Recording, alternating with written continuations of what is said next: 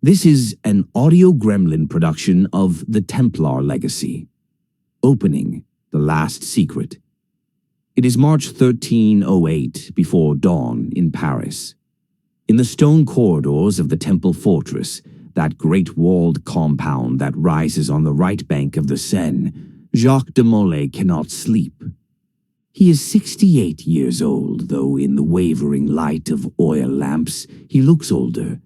The Grand Master of the Knights Templar, shepherd of an order that has stood for 2 centuries, knows what is coming. He has known since that Friday in October, Friday the 13th, a date that will echo through the centuries, when King Philip's men came with chains and accusations of heresy. The charges are absurd. Worse, they are politically convenient. The King of France owes the Templars money, a staggering amount, and Philip IV is not a man inclined to pay his debts when he can simply eliminate his creditors instead. But de Molay is not thinking of money this cold March morning. He is thinking of what the Templars have guarded since the Crusades, since Jerusalem, since the Temple Mount itself. Knowledge, documents, proof of things the Church in Rome would rather the world never know. The archives must be moved. Tonight, before Philip's torture masters can extract their location, before the trials turn to executions, before 700 years of secrets are seized and destroyed. In the courtyard below, trusted brothers load 3 wagons in darkness. They work in silence. By dawn, these wagons will be gone from Paris, headed south toward ports and ships and hiding places that have been prepared for precisely this contingency. The Templars, after all, are nothing if not methodical. De Molay watches from a window. He will not see those wagons again. In 6 years he will burn at the stake on an island in the Seine, maintaining his innocence to the last, cursing the king and the pope with his dying breath. Both men will be dead within the year, lending credence to legends of the Templar curse. But the real curse, or blessing, depending on one's point of view, is what disappears that March night from Paris. Centuries of accumulated knowledge, evidence, the great device, as some will come to call it, though that name won't emerge until much later, in documents found in caves and castle keeps across southern France. What exactly did the Templars hide? That question will consume scholars, treasure hunters, and madmen for the next 700 years. And it is about to consume a retired American intelligence operative who simply wanted to sell books in Copenhagen. Part 1. The Copenhagen Pursuit. A quiet life interrupted. Chapter 1. The Man Who Wanted Books. Cotton Malone owns a bookshop. This fact pleases him more than it probably should. After 12 years with the Justice Department's Magellan Billet, a clandestine division that exists in that shadowy space between law enforcement and intelligence work, he has earned the right to be pleased by simple things. Old books, quiet streets, coffee that isn't drunk while sitting in a car watching someone else's apartment. It is a Tuesday morning in Copenhagen in the late spring, and Malone is arranging a display of 19th century maps in the front window of his shop when he sees her. Stephanie Nell, his former boss, his mentor, the woman who recruited him into the Magellan Billet straight out of Navy JAG, who taught him tradecraft, who sent him to Mexico City on what would become his last mission, the one that ended with him taking early retirement at 38. She is standing in Horsbro Platz, the old square just outside his shop, pretending to study the statue of Bishop Absalon while actually watching the entrance to the Hôtel d'Angleterre across the way. Malone recognizes the posture immediately. That's not casual tourism. That's surveillance. He steps back from the window, his pleasure in the morning suddenly evaporating. Stephanie Nell does not make social calls to Copenhagen. If she's here, it's business. And if it's business, it's complicated. The city around them, Copenhagen with its bicycle-crowded streets and copper-green spires, its blend of medieval architecture and modern Scandinavian design, is enjoying that particular quality of Northern European sunshine that makes everyone forget the long winter. Tourists photograph the colorful buildings along Niehaven. Students sprawl on the grass near Rosenborg Castle. The round tower, that 17th century astronomical observatory with its spiral ramp wide enough for a horse and carriage to climb, rises above the Latin Quarter like a brick sentinel guarding centuries of accumulated knowledge. It is the kind of day when nothing terrible should happen, which is, of course, when terrible things usually do. Malone watches as a man exits the Hotel d'Angleterre, middle-aged, balding, carrying a leather satchel. Stephanie's attention sharpens. The man walks east toward the canal. Stephanie follows at a discreet distance. Malone sighs. He should go back to his maps. He should make coffee. He should ignore whatever operation is unfolding in the square. Instead, he locks his shop and follows them both. Chapter 2. The Round Tower. To understand what happens next, one must understand something about Copenhagen. This is not a city that surrendered its history to modernity. Yes, there are sleek contemporary buildings, efficient public transit, all the amenities of 21st century European life. But beneath and alongside, and sometimes literally on top of all that, the medieval city persists. Stone churches still stand where they've stood for 800 years. Narrow streets still follow the patterns established when Copenhagen was a Viking fishing village that grew into a market town that grew into a royal capital. The Round Tower, Rundetårn in Danish, was built in 1642 by King Christian IV as part of an academic complex. Its famous spiral ramp, making 7.5 turns as it rises 209 feet, was designed so that the king could ride his horse to the observatory at the top. The tower has survived fires, wars, occupations. It has housed books, astronomical instruments, and secrets. It is toward this tower that the balding man now hurries. Stephanie Nell 30 yards behind, Cotton Malone another 30 behind her. The man glances back once, nervously. He has spotted Stephanie. He quickens his pace, clutching the satchel. At the tower's entrance, he pays admission and starts up the spiral ramp, taking the turns at nearly a run. Stephanie follows. So does Malone. Inside, the ramp winds upward through brick and stone, lit by windows cut at intervals into the thick walls. The man is climbing fast now, and Stephanie, who is 53 years old and not built for sprinting, is beginning to fall behind. Malone closes the distance. As he rounds one of the turns, he sees them both, Stephanie reaching for the man's coat, the man spinning, the satchel swinging, papers flying loose and drifting down the central well of the tower like white birds. "Stop," Stephanie calls. "I just want to talk." But the man doesn't stop. He scrambles upward, bursts through the door to the observation platform at the top. Malone reaches Stephanie. "What the hell are you doing here?" "Cotton. Thank God." She's breathing hard. "Don't let him leave with that satchel." "Who is he?" "Someone who stole something that doesn't belong to him." "And what exactly did he steal?"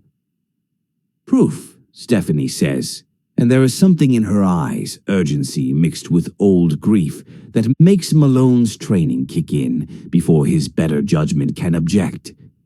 He goes through the door to the platform. Chapter 3. Beauseant. The observation platform encircles the top of the round tower, open to the sky, protected only by an iron railing. From here one can see all of central Copenhagen, the spires of churches, the copper roofs of palaces, the harbor where container ships unload goods from around the world. The man is backed against the railing, the satchel clutched to his chest. "I don't know who you are," he says to Malone, his English accented, German maybe or Dutch, "but you need to leave me alone." "Just put down the bag," Malone says calmly. "Whatever this is about, we can talk about it." Talk. You think they want to talk? The man's laugh is bitter. They want to bury it again. Always again. 700 years of burying the truth. Who's they? The man looks past Malone to where Stephanie has appeared in the doorway. Ask her. Ask her why her husband died. Ask her what Lars Nell discovered that they couldn't allow him to publish. Malone sees Stephanie flinch at the name. Lars Nell, her late husband. Dead 5 years now. Natural causes, supposedly. Heart attack in his study surrounded by his research. What do you know about Lars? Stephanie's voice is tight. I know he found it, the Great Devise, and I know they killed him for it. Who killed him? The Order. The ones who think they own the truth, who think they have the right to decide what the world knows about Christ, about the church, about what really happened in Jerusalem. The man's hand moves to the railing. But I have proof now. Pages from Sonniere's journal. The real journal, not the sanitized version in the archives at Carcassonne. Abbé Sonniere? Malone glances at Stephanie. The priest from Rennes-le-Château? You've heard of him, then? The man smiles. Good. Then you know the mystery. The poor country priest who became inexplicably wealthy. They say he found Visigoth gold or royal treasure or Mary Magdalene's bones. Fools. All fools. What Sonniere found was documentation. Proof of what the Templars brought from Jerusalem. Proof of what they hid in Languedoc before Philip's men could burn it. A breeze gusts across the platform. The man's tie whips to one side. He looks down at the street far below, then back at Stephanie and Malone. Lars was right, he says quietly, about all of it, and they killed him to keep it buried, but I won't let them bury it again. Then give us the journal pages, Stephanie says. We'll publish them. We'll make sure everyone knows. You? The man laughs again. You're one of them. American intelligence. You think I don't know about the Magellan billet? You think I don't know who signs your paychecks, who ultimately controls what you do? The same power that's controlled the narrative for 2,000 years. He pulls himself up onto the railing. Don't, Malone says, stepping forward. But the man is already standing on the outer edge, 209 feet above the street, the satchel in one hand, the wind pulling at his coat. He looks at Stephanie one last time. Lars said to tell you he loved you. Those were his last words to me before they made it look like a heart attack. He said, tell Stephanie I loved her and tell her the Great Device is real. It's all real. Please, Stephanie whispers, don't do this. The man closes his eyes. When he opens them, they are calm, resolved. He raises his free hand in what looks like a salute, 2 fingers extended. And then he shouts a single word that echoes across the rooftops of Copenhagen. Bosient. He steps backward into empty air. Chapter 4. The Battle Cry. Bosient. It is not a word most people would recognize, but Malone, who studied medieval history at the University of Georgia before law school, who once spent a leave reading Crusader chronicles in the British Library, knows it immediately. It was the battle cry of the Knights Templar, from the French Bosient, meaning glorious or fair to see. It was also the name of their war banner, Gonfalon Boson, black and white representing their dual nature as both monks and warriors. When Templar knights charged into battle, they shouted, Bosient. It meant they would fight to the death. It meant they feared nothing in this world because they were already promised the next.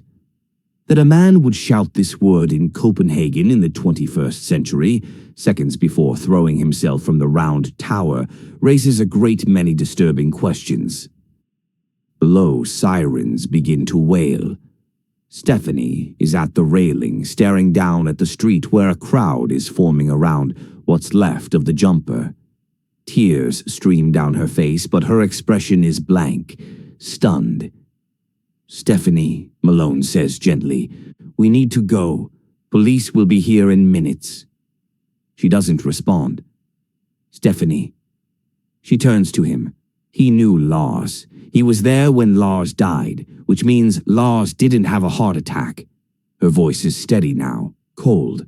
"They murdered him, and I've spent 5 years thinking." She doesn't finish the sentence. She doesn't need to. "Who murdered him?" Malone asks. "This order the jumper mentioned." "The Reformed Templar Order. They're real, Cotton. Not the conspiracy theory version, not the Masons or the Illuminati or any of that nonsense. An actual organization descended from the original Templars who've spent centuries guarding." She gestures helplessly. "Something. Lars spent 5 years trying to figure out what. He filled journals with research, the Languedoc, Rennes-le-Château, Abbé Saunière, Cathar heresies, Templar treasure routes. I thought he was obsessed. I thought he'd gone down a rabbit hole of pseudo-history. But now you think he was onto something real. I think someone killed him for what he knew, and that man just died trying to get proof to me." She looks back at the street. "The satchel went over with him. We need to get down there before someone else does." Chapter 5. The Satchel. By the time they reach the street, the police have cordoned off the area. The body is covered with a tarp.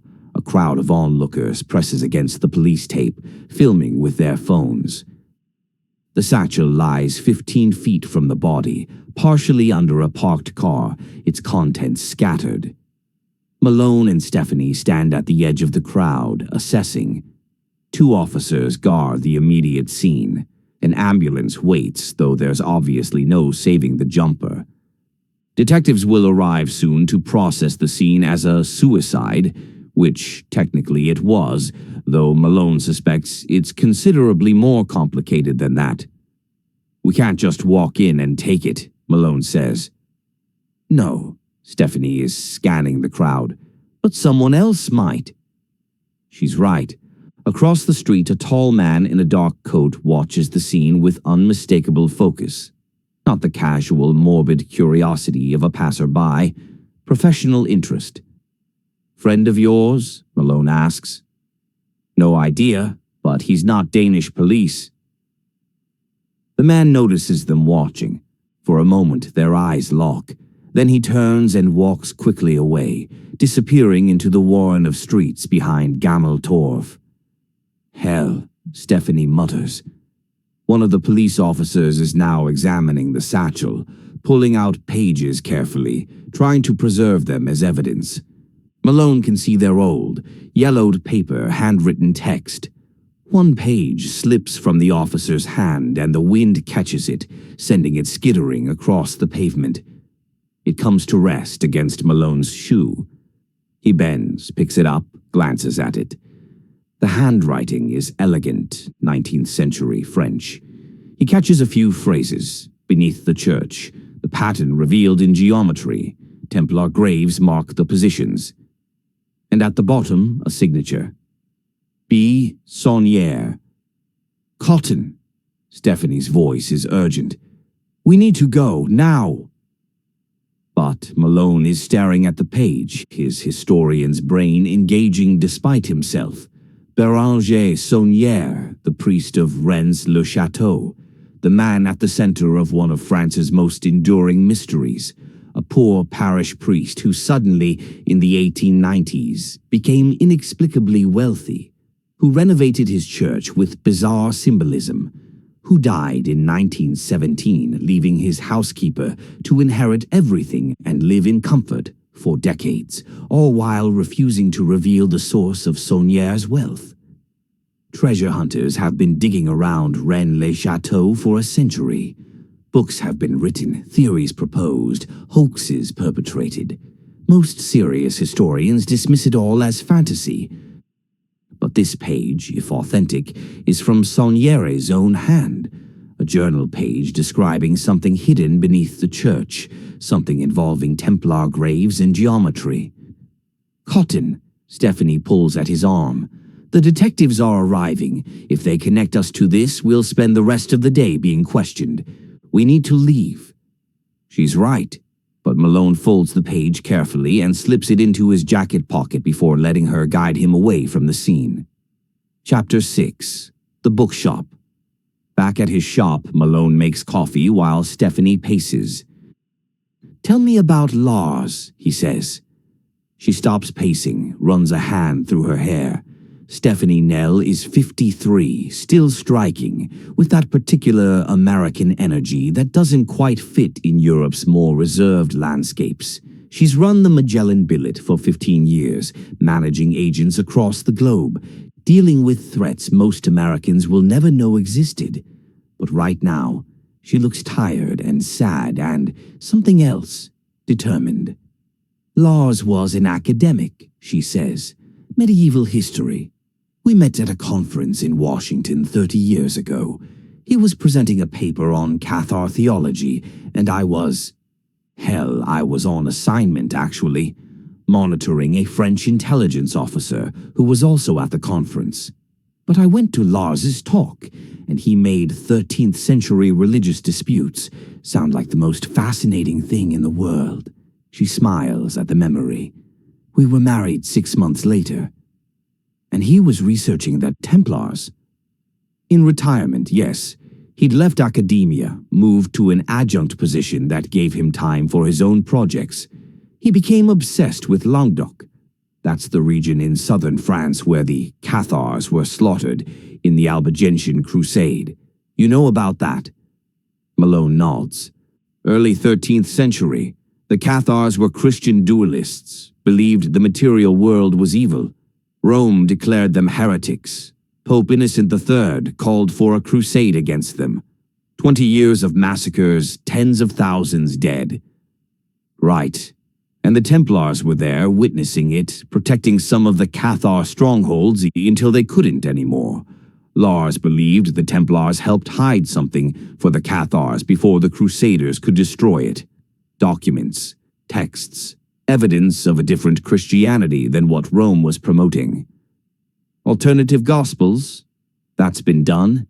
The Gnostic texts from Nag Hammadi, the Dead Sea Scrolls? No, not just alternative texts. Something specific, something that directly challenges the fundamental narrative of the Church. Lars called it the Great Device. He found references to it in Templar documents, in coded letters, in the architecture of churches across Languedoc. He spent 5 years tracking it. And then he died. Heart attack at his desk. I found him." Stephanie's voice catches. "The coroner said it was massive, instantaneous. He had a family history of heart disease. It seemed... it was terrible, but it made sense medically. Except now someone's telling you it wasn't natural." "That man knew details, Cotton. He knew Lars's last words. He knew about the research. And he said they killed him." She meets his eyes. "The Reformed Templar Order. They're real. I've been investigating them since Lars died. Quietly, on my own time. It's why I'm in Copenhagen." "Following a lead?" "Following that man who just jumped. His name was Ernst Scoville. He was a Belgian antiquities dealer, specializing in medieval manuscripts. He contacted me 3 weeks ago, said he had information about Lars's death. We arranged to meet here because he was afraid to come to the States. He said he'd been approached by the order to authenticate some documents, pages from Abbé Saunier's journal. When he realized what they were, what they described, he copied them. That's what was in the satchel." Malone sets down his coffee. "And the order found out?" "Must have. Scoville called me this morning, panicked, said he was being followed, that he needed to meet immediately. I went to his hotel. He was checking out, trying to leave. I followed him, trying to get him somewhere safe. Then you saw what happened. He chose suicide over letting them catch him. Or over letting them recover the journal pages. He made sure those went public. By the time the police catalog everything in that satchel, copies will be in the system. the evidence preserved. But we have one page. Malone pulls it from his pocket, and you want to follow up on it. It's not a question. Stephanie looks at him steadily. Lars spent the last 5 years of his life on this. If there's even a chance he was onto something real, if there's a chance he was murdered for it, I need to know. I need to finish what he started. This isn't a Magellan billet operation. No, it's personal, which is why I can't order you to help. But I'm asking, Cotton. I'm asking as a friend. Chapter 7. The Decision. In another life, Cotton Malone would have said no. He'd left the Magellan billet precisely because he was tired of chasing mysteries that got people killed, tired of the moral compromises that intelligence work demands, tired of missing his son's childhood for missions that usually made the world marginally safer, but never actually fixed anything fundamental. He'd come to Copenhagen to sell books, to live quietly, to be, for once in his adult life, uncomplicated. But there are certain people you don't say no to, and Stephanie Nell is one of them. How much time do you have? He asks. Relief washes over her face. I'm on leave, officially taking time to deal with Lars's estate. I finally got around to clearing out his study. Unofficially, I have 2 weeks before anyone starts asking questions. What do we know about this reformed Templar order? More than I wish I did. She pulls a tablet from her bag, opens files. They're not the guys running around tourist sites in white tunics. This is a serious organization, mostly French, headquartered at an abbey near Rennes-le-Château. They claim direct descent from the original Templars. Whether that's literally true or just ideological succession doesn't really matter. What matters is they're well-funded, politically connected, and completely dedicated to protecting whatever secrets they think they're guarding. Secrets related to the Great Devise. Apparently, Lars's journals mention them repeatedly. He even tried to make contact, got shut down completely. Then he started finding interference in his research. Archives suddenly unavailable, documents gone missing, that kind of thing. He thought they were monitoring him. And now we know they were. Right, Stephanie swipes through images on the tablet. The current master of the order is a man named Raymond de Roquefort, 62 years old, former French intelligence, from an old aristocratic family that traces back to the Languedoc nobility. He's been master for 15 years, hardliner. Believes the order has a sacred duty to preserve certain knowledge until the world is ready for it. Which is to say, never. Probably. The thing about the original Templars is that they weren't just warriors. They were bankers, diplomats, archivists. They accumulated tremendous amounts of information about the Crusader states, about Jerusalem, about early Christianity. They had access to texts and documents that the Church in Rome never saw or deliberately suppressed. And when the order was arrested in 1307, their archives vanished. Philip IV never found them. Neither did Pope Clement. The treasure everyone talks about, the gold and relics, that's probably gone, spent or hidden or melted down centuries ago. But the information? That could survive. Malone studies the tablet. One image shows a stone abbey complex nestled in mountains. This is their headquarters. L'Abbaye des Fontaines, Abbey of the Fountains, built in the 13th century as a Templar commandery, abandoned after 1307, restored in the 20th century by the Reformed Order. It's about 10 miles from Rennes-le-Château. And you think the Great Devise is there? I think the Order knows where it is. Maybe has it. Maybe destroyed it centuries ago and is just protecting the knowledge that it existed. Stephanie closes the tablet. Lars's last journal entries focus on Rennes-le-Château and Abbé Saunière. He believes Saunière found something in or under his church, some kind of map or key. The journal page you picked up seems to confirm that. Malone retrieves the page, spreads it on the counter.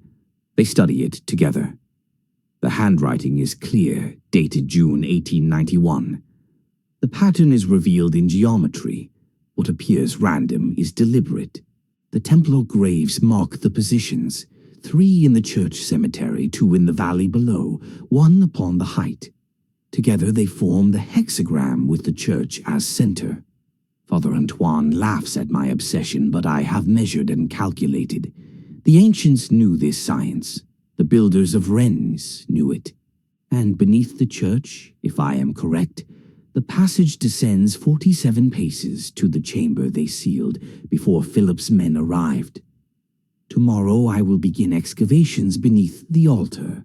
If Father Antoine forbids it, I will threaten to request a transfer. But I must know. The symbols in the parchments point here. The Great Devise awaits. Great Devise, Malone says. Same term the jumper used. Same term Lars used in his journals. It appears in several historical documents. Always vague, always mysterious. Some kind of plan or device or mechanism the Templars created. Or it's a misunderstanding. Medieval French is full of words that look similar but mean different things. Devise could be motto, design, division, currency. Cotton. Stephanie's finger taps the page. The passage descends 47 paces to the chamber they sealed before Philip's men arrived. Before 1307. Before the Templars were arrested. Saunier found something connected to the Templars, and it made him wealthy enough to spend the rest of his life renovating his church and living like a minor nobleman. Or he found nothing, and this journal is itself a hoax. Saunier died in 1917.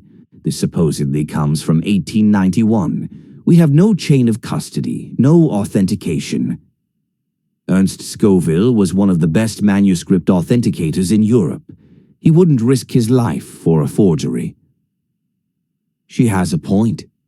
Malone looks out the window of his bookshop at the peaceful Copenhagen street, at the life he's built here. It's been 3 years since Mexico City. 3 years of quiet, of healing, of pretending he's someone other than who he is. If we do this, he says slowly, we do it right. No half measures. We follow the trail wherever it goes, and if it leads somewhere dangerous, we call for backup. Agreed. And afterward, you let me go back to selling books. Stephanie smiles. Agreed. So, where do we start? Lars's journals, all 5 years of them, stored at a facility I maintain outside Copenhagen. We read them tonight, figure out where he was when he died. What he'd discovered that got him killed. And then? Then we go to Denmark. She sees his confusion. Not Copenhagen. Roskilde. There's something at the cathedral there, something Lars photographed 2 days before he died. If we're going to understand what he found, we start where he ended. Chapter 8. The Journals. To understand Lars Nell's obsession, one must understand the landscape that consumed him. The Languedoc region of southern France is ancient country. Humans have lived there since prehistory, built settlements, erected standing stones, buried their dead in caves that honeycomb the limestone mountains. By the time Rome arrived, the indigenous people had developed sophisticated societies. After Rome fell, the Visigoths claimed the region, then the Franks. Then, in the medieval period, it became something unique, a place where troubadours sang of courtly love, where Jewish and Muslim and Christian scholars debated theology in relative peace, where a different kind of Christianity flourished. The Cathars believed the material world was evil, created by a false god. The true God, they said, was pure spirit. Christ was not born of flesh, but appeared as a vision. The Catholic Church, with its elaborate cathedrals and wealthy bishops, was a tool of the false god, distracting humanity from true salvation. To the Pope in Rome, this was intolerable heresy. In 1209, Pope Innocent III called for a crusade, not against Muslims in the Holy Land, but against Christians in France. 20 years of slaughter followed. The massacre at Béziers, where crusaders killed every man, woman, and child in the city, perhaps 20,000 people. The siege of Carcassonne, the burning of Lavaux. The final stand at Montségur in 1244, where 200 Cathar perfects chose to burn rather than recant. The Albigensian Crusade accomplished its goal. Catharism was eradicated.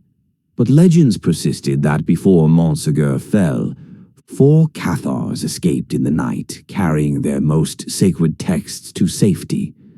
Where did those texts go? Some said hidden caves. Some said friendly monasteries in Spain or Italy. Some said the Knights Templar, who had remained strategically neutral during much of the Crusade, took them for safekeeping.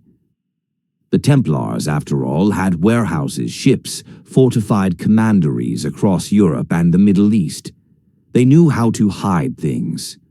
And 50 years after Montségur fell, the Templars themselves were destroyed, their archives vanishing into history.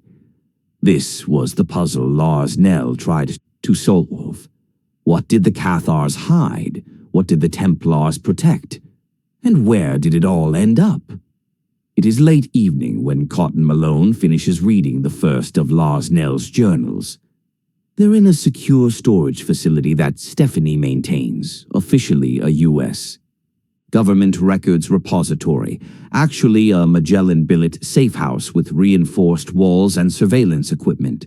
The journals are spread across a conference table, 5 thick notebooks, handwritten, filled with Lars's neat academic script, photographs taped to pages, maps and diagrams, citations and speculation. He was methodical, Malone says, impressed despite himself.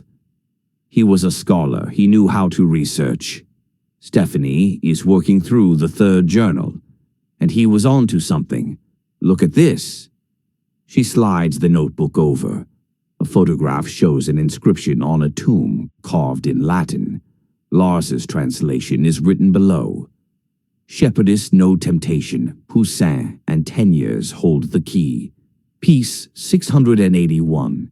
By the cross and this horse of God, I complete or destroy this demon guardian at midday. Blue apples. That's from a tombstone in Rennes-le-Château, Stephanie says. Or was. It's been destroyed now. But Abbé Saunière had it carved in 1891, the same year as that journal entry we found. It's famously cryptic. Blue apples? No one knows, but look at Lars's analysis. She points to the facing page where Lars has written extensively.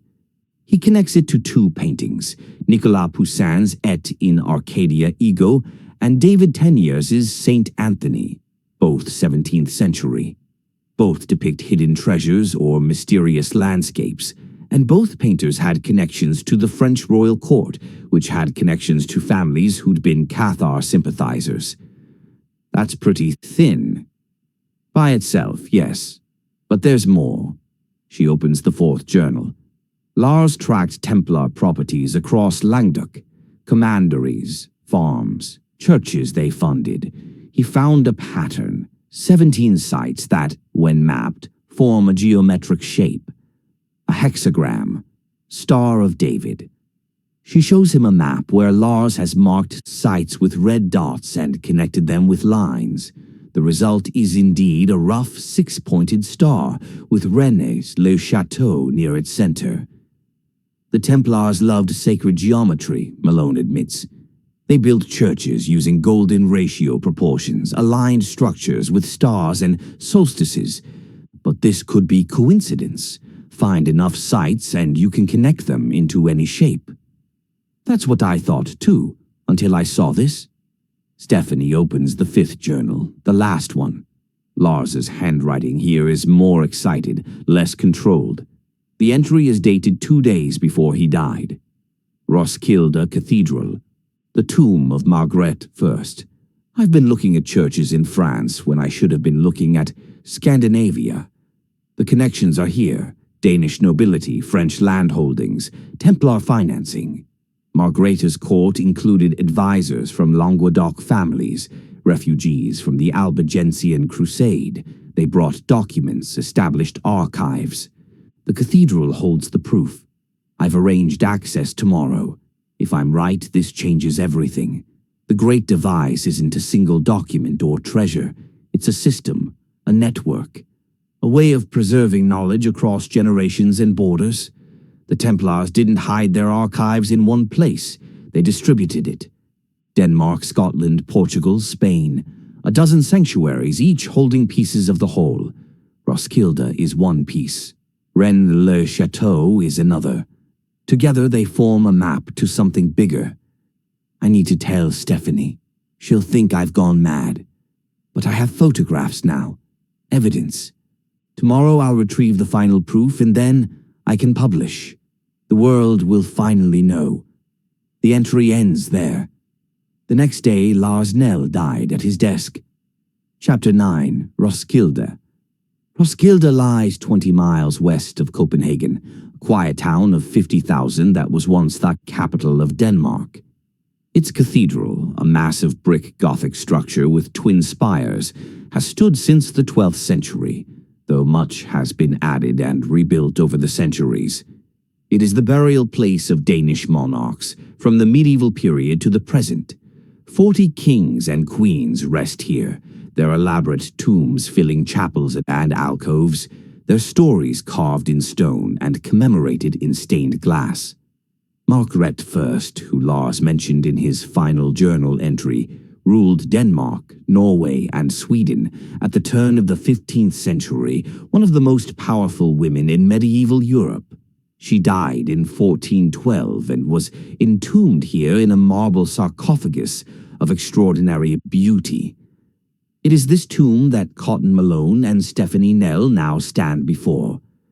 The cathedral is nearly empty, a Wednesday morning off-season for tourists. A guide gave them a brief curious glance when they entered, but left them alone. Cathedrals welcome pilgrims and scholars without asking too many questions. "What are we looking for?" Malone asks quietly. "I don't know." Lars photographed the tomb, made notes about symbolism, but he was interrupted before he could finish his research. Whatever he found, or thought he found, we need to find it too. They circled the tomb slowly. The marble is exquisite, carved with religious imagery. Christ, the Virgin Mary, saints in solemn procession. Margrethe lies in effigy atop the sarcophagus, her stone hands clasped in prayer, her face serene. "There." Stephanie points to a carved panel on the tomb's side, barely visible in the shadow. It shows a shield divided into quadrants bearing heraldic symbols. "That's Margrethe's coat of arms," Malone says. 3 lions for Denmark, lion for Norway, 3 crowns for Sweden. Standard royal heraldry. "Look closer. Bottom right quadrant." He kneels, examines the carving. The bottom right section of the shield shows something else. Not an animal or crown, a geometric pattern, a 6-pointed star with a cross at its center. "That's not standard heraldry," he says slowly. "No, it's Templar." Stephanie pulls out her phone, shows him Lars's photograph of the same panel. Lars noted this, the Templar hexagram, the same geometric pattern he found in Languedoc. It's right here in 15th century Denmark, on the tomb of a queen. That doesn't necessarily mean... "There's more." She swipes to another photograph. This one shows the top edge of the sarcophagus, where decorative text runs in Latin. Lars has circled one section and provided translation. "Keeper of the Southern Testament, guardian of the Shepherd's Key, may her rest be peace until the star aligns." Southern Testament, Malone reads. Shepherd's Key. That's the same shepherd reference from the Rennes-le-Château inscription. Lars thought it was code, A message hidden in plain sight, readable only by those who knew what to look for. Stephanie looks around the cathedral, making sure they're still alone. He believed documents were hidden here. Cathar texts, Templar records, something brought north during the Crusades and entrusted to the Danish crown. That's a huge leap. Is it? Cotton, think about the history. When the Templars were arrested in France in 1307, the order wasn't destroyed everywhere at once. In Portugal, they just changed their name and kept operating. In Scotland, they found protection. Why not Denmark? The Danish king in 1307 was Eric VI, who had French connections through marriage. If the Templars needed to move their archives quickly, Denmark would have been perfect, remote from Rome, friendly nobility, strong shipping routes. Malone studies the tomb again. He wants to dismiss this as conspiracy thinking, pattern seeking, and randomness. But the carving is there, the inscription is there, and Lars Nell died convinced he'd found something real. Even if you're right, he says, we can't exactly start digging up the cathedral floor looking for hidden chambers. We don't need to dig. Stephanie pulls out the last photograph. This one shows what appears to be a cathedral archive room, shelves of books, boxes of documents. Lars's note reads, Cathedral Library. Ask for collection 1307. Special access required. Lars got permission to examine private archives. 2 days before he died, he was here, looking at documents in a restricted collection. Stephanie meets Malone's eyes. We need to see what he saw.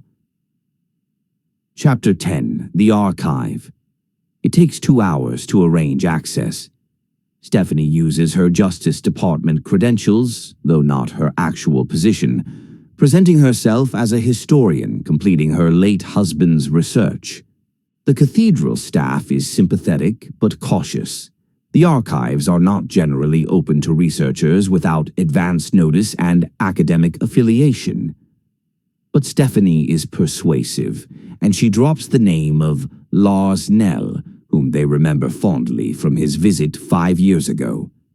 Finally, they're led to a room in the cathedral's administrative wing. Stone walls, arched ceiling, shelves of leather-bound volumes, and acid-free archival boxes. A librarian, an elderly Danish woman named Margit, brings them the items Lars had requested. Collection 1307. Your husband was very interested in our medieval holdings, Margit says to Stephanie. He spent a full day here photographing documents. We were sad to hear of his passing. Thank you, Stephanie says quietly. I'm trying to understand his research, to finish what he started. Margit nods with approval. Scholarship should not die with the scholar. I will leave you to work. Ring if you need assistance. She gestures to a bell on the desk, then departs, closing the door softly. Malone and Stephanie exchange glances. They're alone with 5 boxes of documents dating to 1307, the year the Templars were arrested. They begin carefully. Medieval documents are fragile, even when properly preserved. The collection includes papal bulls, royal correspondence, property transfers, tax records, the administrative detritus of 14th century Denmark. But also something more interesting. Letters. Look at this, Stephanie says, holding a parchment carefully by its edges. The text is in Latin, the handwriting cramped and difficult. It's from a French knight to King Eric VI, dated October 1307, right after the Templar arrests. Malone leans in, translating aloud. Your Majesty's loyal servant begs audience and asylum. The order has been betrayed by Philip and by the Pope, who is his puppet. Many brothers have been imprisoned. Our archives in Paris are seized. But the wisdom of our founders anticipated this day. What cannot be held must be dispersed. I come bearing documents for safekeeping until such time as the order can be restored. or until the last days when all secrets are revealed. He looks up. It's signed Guillaume de Provence. That's a Templar name. A Templar fleeing France, bringing documents to Denmark. Stephanie's hands are shaking slightly. Lars was right. They did move their archives here. One Templar, one letter. We don't know what documents he brought, or if the king even gave him asylum. Then keep reading. They work through the collection methodically. Most of it is mundane, grain shipments, cathedral building expenses, appointments of clergy. But scattered throughout are references that make the larger picture clear. A property transfer granting land to Knights of the former temple. A payment record for maintenance of the Southern Archive. A strange inventory list from 1315 describing 14 boxes sealed in keeping of the crown per agreement with Guillaume. And finally, near the bottom of the fourth box, a document that makes them both stop. It's a letter from Queen Margaret I, written in 1405, addressed to the Master of Rhodes, Rhodes being where the Knights Hospitaller, successors to the Templars, had established their headquarters after the Crusades. Malone reads it aloud, his voice quiet in the archive room. To our brother in Christ, greetings. The burden entrusted to our ancestors we have maintained these 100 years. The Danish crown has kept faith with those who kept faith with Christendom. But times change, and we are not eternal. We propose, therefore, a division of the trust. What Denmark holds, let Rhodes also hold, and Scotland and Portugal. Let no single nation or order command the whole, lest corruption or catastrophe destroy what so many died to preserve. We send Brother Christian with copies of the Southern Testament, that you may establish your own archive. The great device, as the founding knights named it, shall endure across many lands and languages until such time as God wills its revelation. Silence in the room. Outside, church bells toll noon. The sound echoes through stone walls, medieval and eternal. The great device, Stephanie whispers. She names it directly. Margrethe knew. The Danish crown was part of a network preserving Templar secrets. And she was dispersing it further. Multiple locations, multiple custodians. Malone sets down the letter carefully. A distributed archive, so if one location was compromised, the others would survive. Which means what Lars found at Rennes-le-Château, what Abbé Saunière found in the 1890s, was just one piece, one location in the network. And if the Reformed Templar Order has spent centuries trying to control this network, trying to suppress these documents, Malone trails off, seeing where this leads. Then they've been fighting a losing battle, Stephanie finishes. Because you can't suppress what's scattered across Europe in multiple archives, some of which you don't even know about. Unless you systematically track down every location, every piece of the network. Which is what Lars was doing, mapping the network, figuring out all the locations, and when the Order realized he was close to completing that map, they killed him. Stephanie nods slowly. But Lars left his research, his journals. The map exists, even if it's incomplete. And that man in Copenhagen, Ernst Scoville, he had pages from Saunière's journal. Physical evidence from one of the network locations. So we have two choices, Malone says. We can stop here, hand everything over to proper authorities, and hope they investigate Lars's death. Or we finish what he started. We follow the map. We find the other locations. We figure out what the Great Devise actually is, and we make sure the truth comes out, whatever that truth is. Malone studies her face.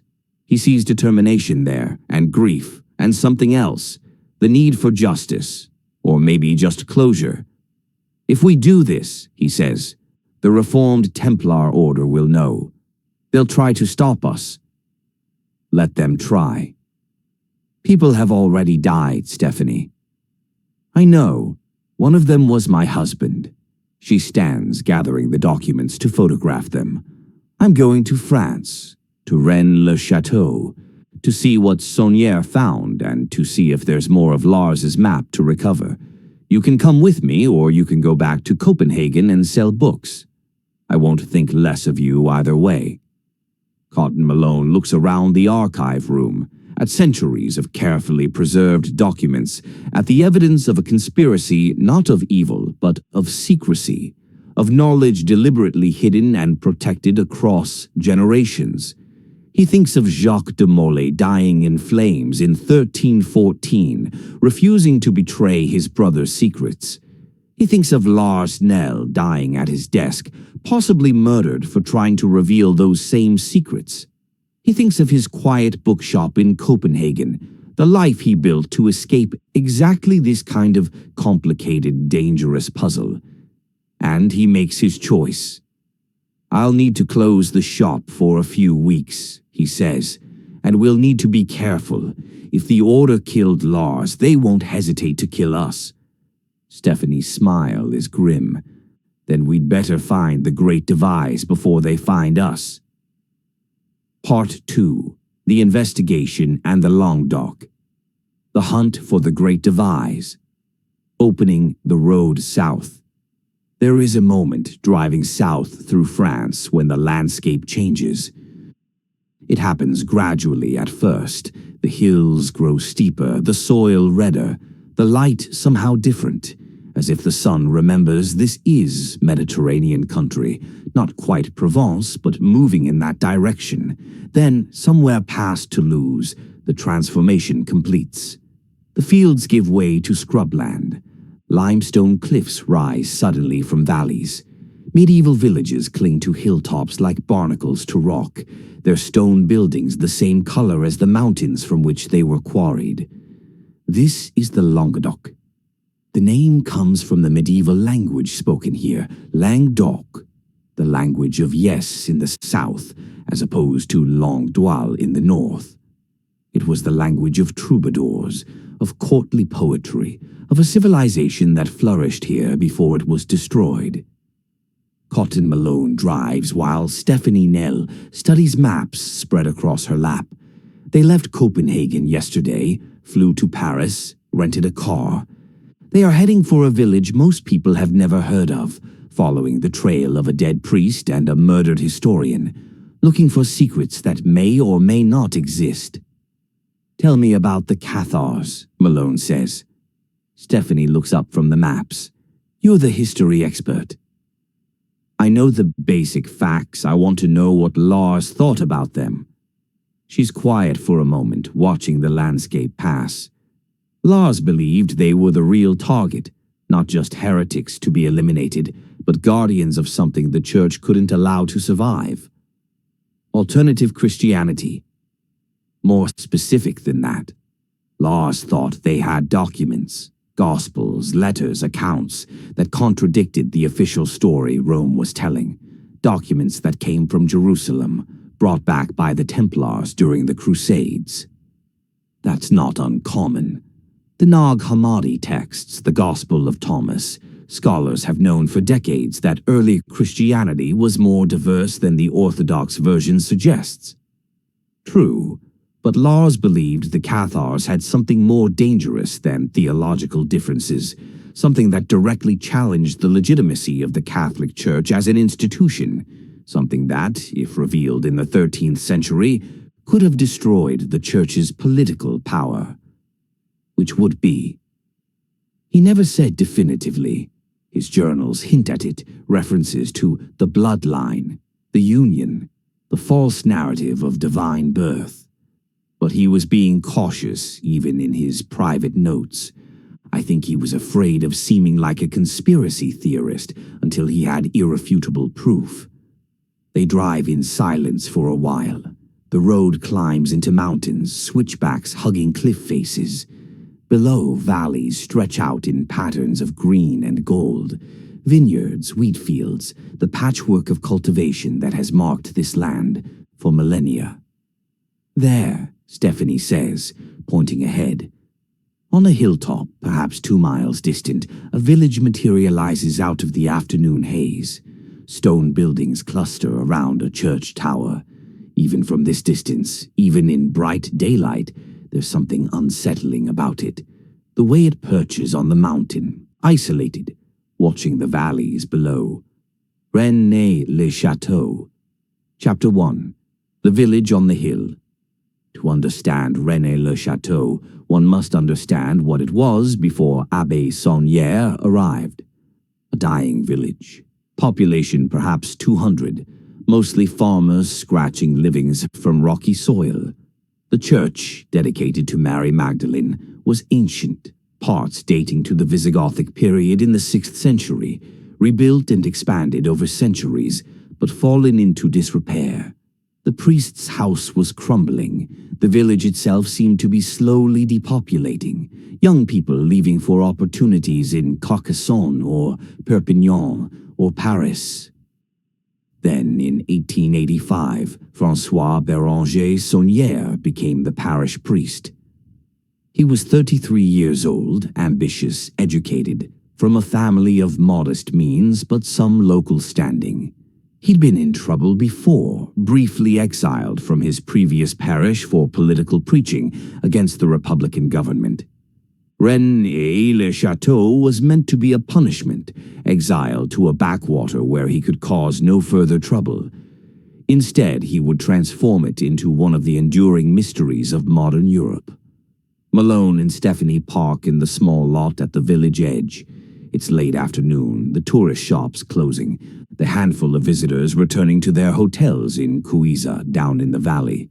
In summer, Rennes-le-Château attracts thousands, treasure hunters, conspiracy theorists, the curious. Now, in early spring, it's nearly deserted. It's smaller than I expected, Malone says. Population's less than 100 now. It was never large, even in Saunière's time. Stephanie shoulders her bag, which contains Lars's journals, her camera, notebooks. The church is this way. They walk up the narrow main street, barely wide enough for a car, between stone houses that look like they've stood unchanged for centuries. Some show signs of recent renovation, converted to vacation rentals or shops selling books about the Saunière mystery. But others are abandoned, windows dark, gardens overgrown. At the top of the village, the church. The Church of Mary Magdalene stands at the edge of the cliff, its cemetery spreading around it, headstones tilting at angles, some dating back centuries. The church itself is small, would hold maybe 100 people if packed tightly. But what strikes Malone immediately is how it's been decorated. That's unusual, he says. Above the entrance, carved letters. Terribilis est locus iste. This place is terrible. Saunière had that inscribed, Stephanie says. It's from Genesis, Jacob's dream of the ladder to heaven. But the choice of that particular verse for a church entrance is odd. Terrible, meaning awesome, fear-inspiring, but still.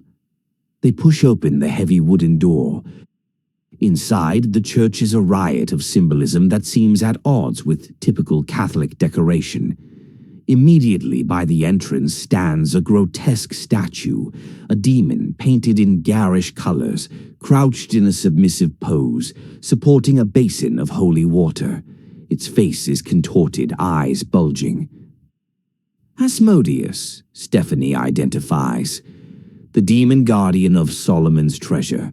Why Saunière put a demon guarding the entrance to a church? He's sending a message, Malone interrupts, studying the statue. To those who know how to read it. Guardian of treasure, Solomon's temple. It's practically announcing that something's hidden here. They move deeper into the church. The walls are covered with paintings, the Stations of the Cross, but rendered in ways that depart from tradition. In one, Roman soldiers wear medieval clothing. In another, the timing of events seems wrong. Stephanie photographs each one while Malone examines the altar. The altar itself is ornate, supported by a carved pillar showing 4 angels making the sign of the cross backward. Beside the altar, a statue of Mary Magdalene in a grotto, her posture oddly suggestive. Laws spent days here, Stephanie says quietly, her voice echoing slightly in the small space. Measuring, photographing, trying to decode what Saunière was saying with all this symbolism. And what conclusion did he reach?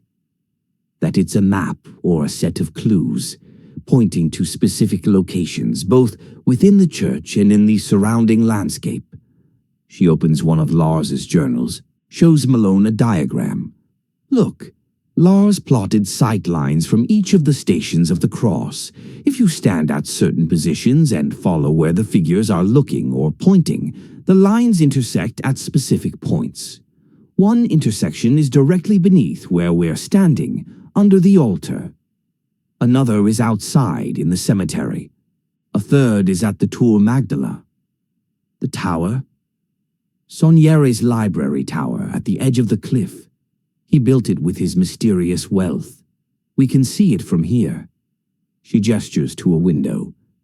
Through the glass, perhaps 100 yards away, a cylindrical stone tower rises from the cliff edge, Gothic-style windows overlooking the valley below.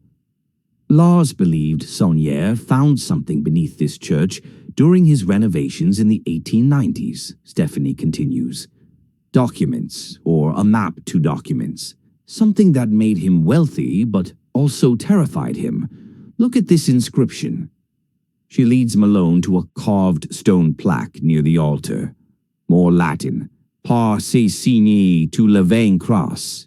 By this sign thou shalt conquer. That's Constantine's vision before the Battle of Milvion Bridge, Malone says. 312 AD. The sign of the cross that supposedly converted him to Christianity. Right, but look at the sign Saunière carved beneath the words. It's not a cross, it's a hexagram, a 6-pointed star, the same symbol they saw on Queen Margrethe's tomb in Denmark. The Templar hexagram, Malone says quietly. He's connecting this place to the Templars directly. And to Denmark. To the network Lars discovered. This church is one node in a larger pattern. Stephanie's eyes are bright with excitement and grief mixed together. Lars was right, about all of it. Saunière found something connected to the Templars, something that's part of the Great Device. The question is, what exactly did he find, and is it still here? A sound behind them, the church door opening. They turn. A man stands in the entrance, backlit by the late afternoon sun, his features in shadow. Tall, perhaps 60, dressed in expensive casual clothes. He steps forward into the light, and Malone immediately recognizes the bearing. Military training, now masked by years of civilian life, but still present in the way he moves. "Forgive the intrusion," the man says in English with a French accent. "I saw the lights on and wondered who would be visiting the church at closing time. Tourists usually leave by now." His eyes move from Malone to Stephanie and back. "But you are not typical tourists, I think." "Just historians," Stephanie says carefully, "researching the Saunière mystery." "Ah, then you have come to the right place. Though you might be disappointed, the mystery has attracted historians for decades, and none have solved it satisfactorily." He approaches and extends a hand. "Raymond de Roquefort." Malone feels Stephanie tense beside him. The name from her briefing, Master of the Reformed Templar Order. De Roquefort smiles, noting their reaction. "I see my reputation precedes me. Good, then we can dispense with pretense. You are Stephanie Nell, widow of Lars Nell, and you are Cotton Malone, formerly of the United States Justice Department, now supposedly retired." His smile doesn't reach his eyes. "Welcome to Rennes-le-Château. I have been expecting you." Chapter 2. The Master of the Order. They do not speak in the church. De Roquefort suggests a cafe in the village, more private than standing in a building where anyone might walk in. Malone and Stephanie exchange glances. Meeting with the man who possibly ordered Lars's death is dangerous. But refusing might be more dangerous still, and they need information. The cafe is small, family-run, empty at this hour. They take a table in the back. The owner brings coffee and disappears discreetly. "I did not kill your husband," de Roquefort says immediately, looking at Stephanie. "I know you think I did. I know what that man in Copenhagen told you before he jumped, but it is not true." "Then who did?" Stephanie's voice is cold. "The same people who killed Ernst Scoville, though his death was ruled suicide. The same people who will kill you if you continue this pursuit." De Roquefort adds sugar to his coffee with deliberate care. "There are 2 Templar orders, Madame Nell. Mine is the Reformed Order, headquartered at the Abbey of the Fountains.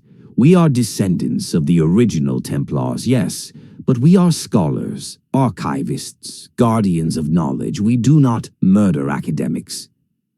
"Then who does?" "The congregation, a splinter group much older than my order, much more zealous. They believe the great device must never be revealed under any circumstances. Where we preserve and protect, they suppress and destroy. Where we debate what the world is ready to know, they assume the world will never be ready." "How convenient," Malone says. "You're the good Templars, and there's a shadowy evil group to blame for everything."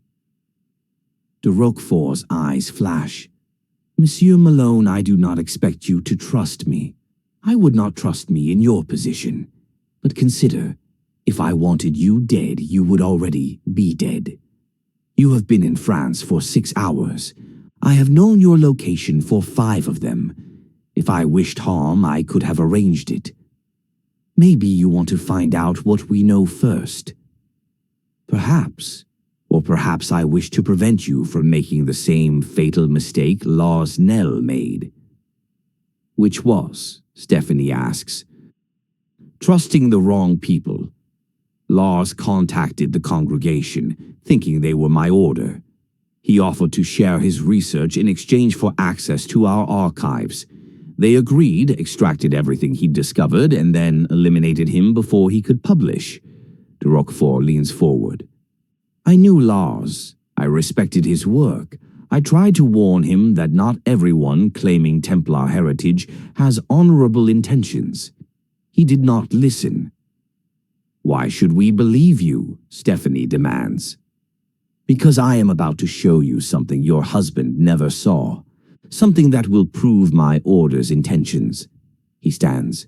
"The Abbey of the Fountains is 10 miles from here. Come with me now. See what we guard, and then decide who to trust."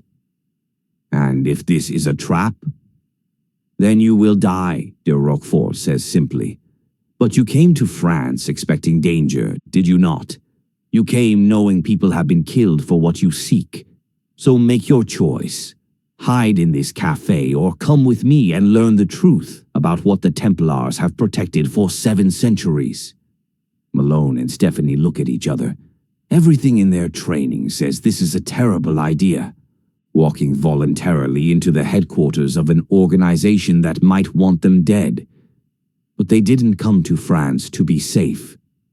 "We'll follow in our own car," Malone says. De Roquefort nods. "Very wise. Do not trust me yet. But, Monsieur Malone, bring your weapon. Where we are going, you may need it." Chapter 3, The Abbey of the Fountains. The drive takes them deeper into the mountains, on roads that become progressively narrower and more winding. Dusk is settling, turning the limestone cliffs purple-gray, casting long shadows across valleys where no lights show. This is empty country, too rocky for serious farming, too remote for development. A landscape the modern world has largely abandoned. De Roquefort's car, a sleek Mercedes, leads them to a turnoff that Malone would have missed entirely. A dirt road descends into a narrow gorge, following a stream, climbing again on the far side. And there, in a hollow between mountains, the Abbey. It is not as large as Malone expected. Perhaps a dozen buildings clustered around a central church, all built from the local stone, all showing the architectural styles of different periods: Romanesque arches, Gothic windows, a Renaissance cloister. The church itself dates clearly to the Crusader period. Thick walls, narrow windows, built as much for defense as worship. The commandery was established in 1156, de Roquefort explains as they park. One of perhaps 36 Templar properties in Languedoc. When the order was suppressed in 1307, the commandery was seized by the crown, given to the Hospitallers, eventually abandoned. It fell to ruin. Then, in 1952, my predecessor, a man named Jean-Luc Martel, purchased the property and began restoration. The Reformed Order moved here in 1958. "How many of you are there?" Stephanie asks. "In total, perhaps 200 members worldwide, but only 30 live here permanently. We are not an army, Madame Nell. We are librarians." He leads them across a courtyard through a heavy wooden door into the church. Inside, it has been preserved rather than restored, the stone walls bare, the floor worn smooth by centuries of footsteps, the altar simple. But there's a quality to the space, an atmosphere of great age and greater purpose. "The original Templars worshipped here," de Roquefort says quietly. "They prayed before riding out to defend pilgrims, to protect trade routes, to serve their dual nature as monks and warriors. And in 1307, when Jacques de Molay sent the wagons south from Paris, this was one of the places they came." He walks to the altar, presses something. A section of floor grinds open, revealing stone steps descending into darkness. "After you," he says. Malone goes first, his hand on the gun tucked into his waistband, a weapon borrowed from one of Stephanie's contacts in Paris.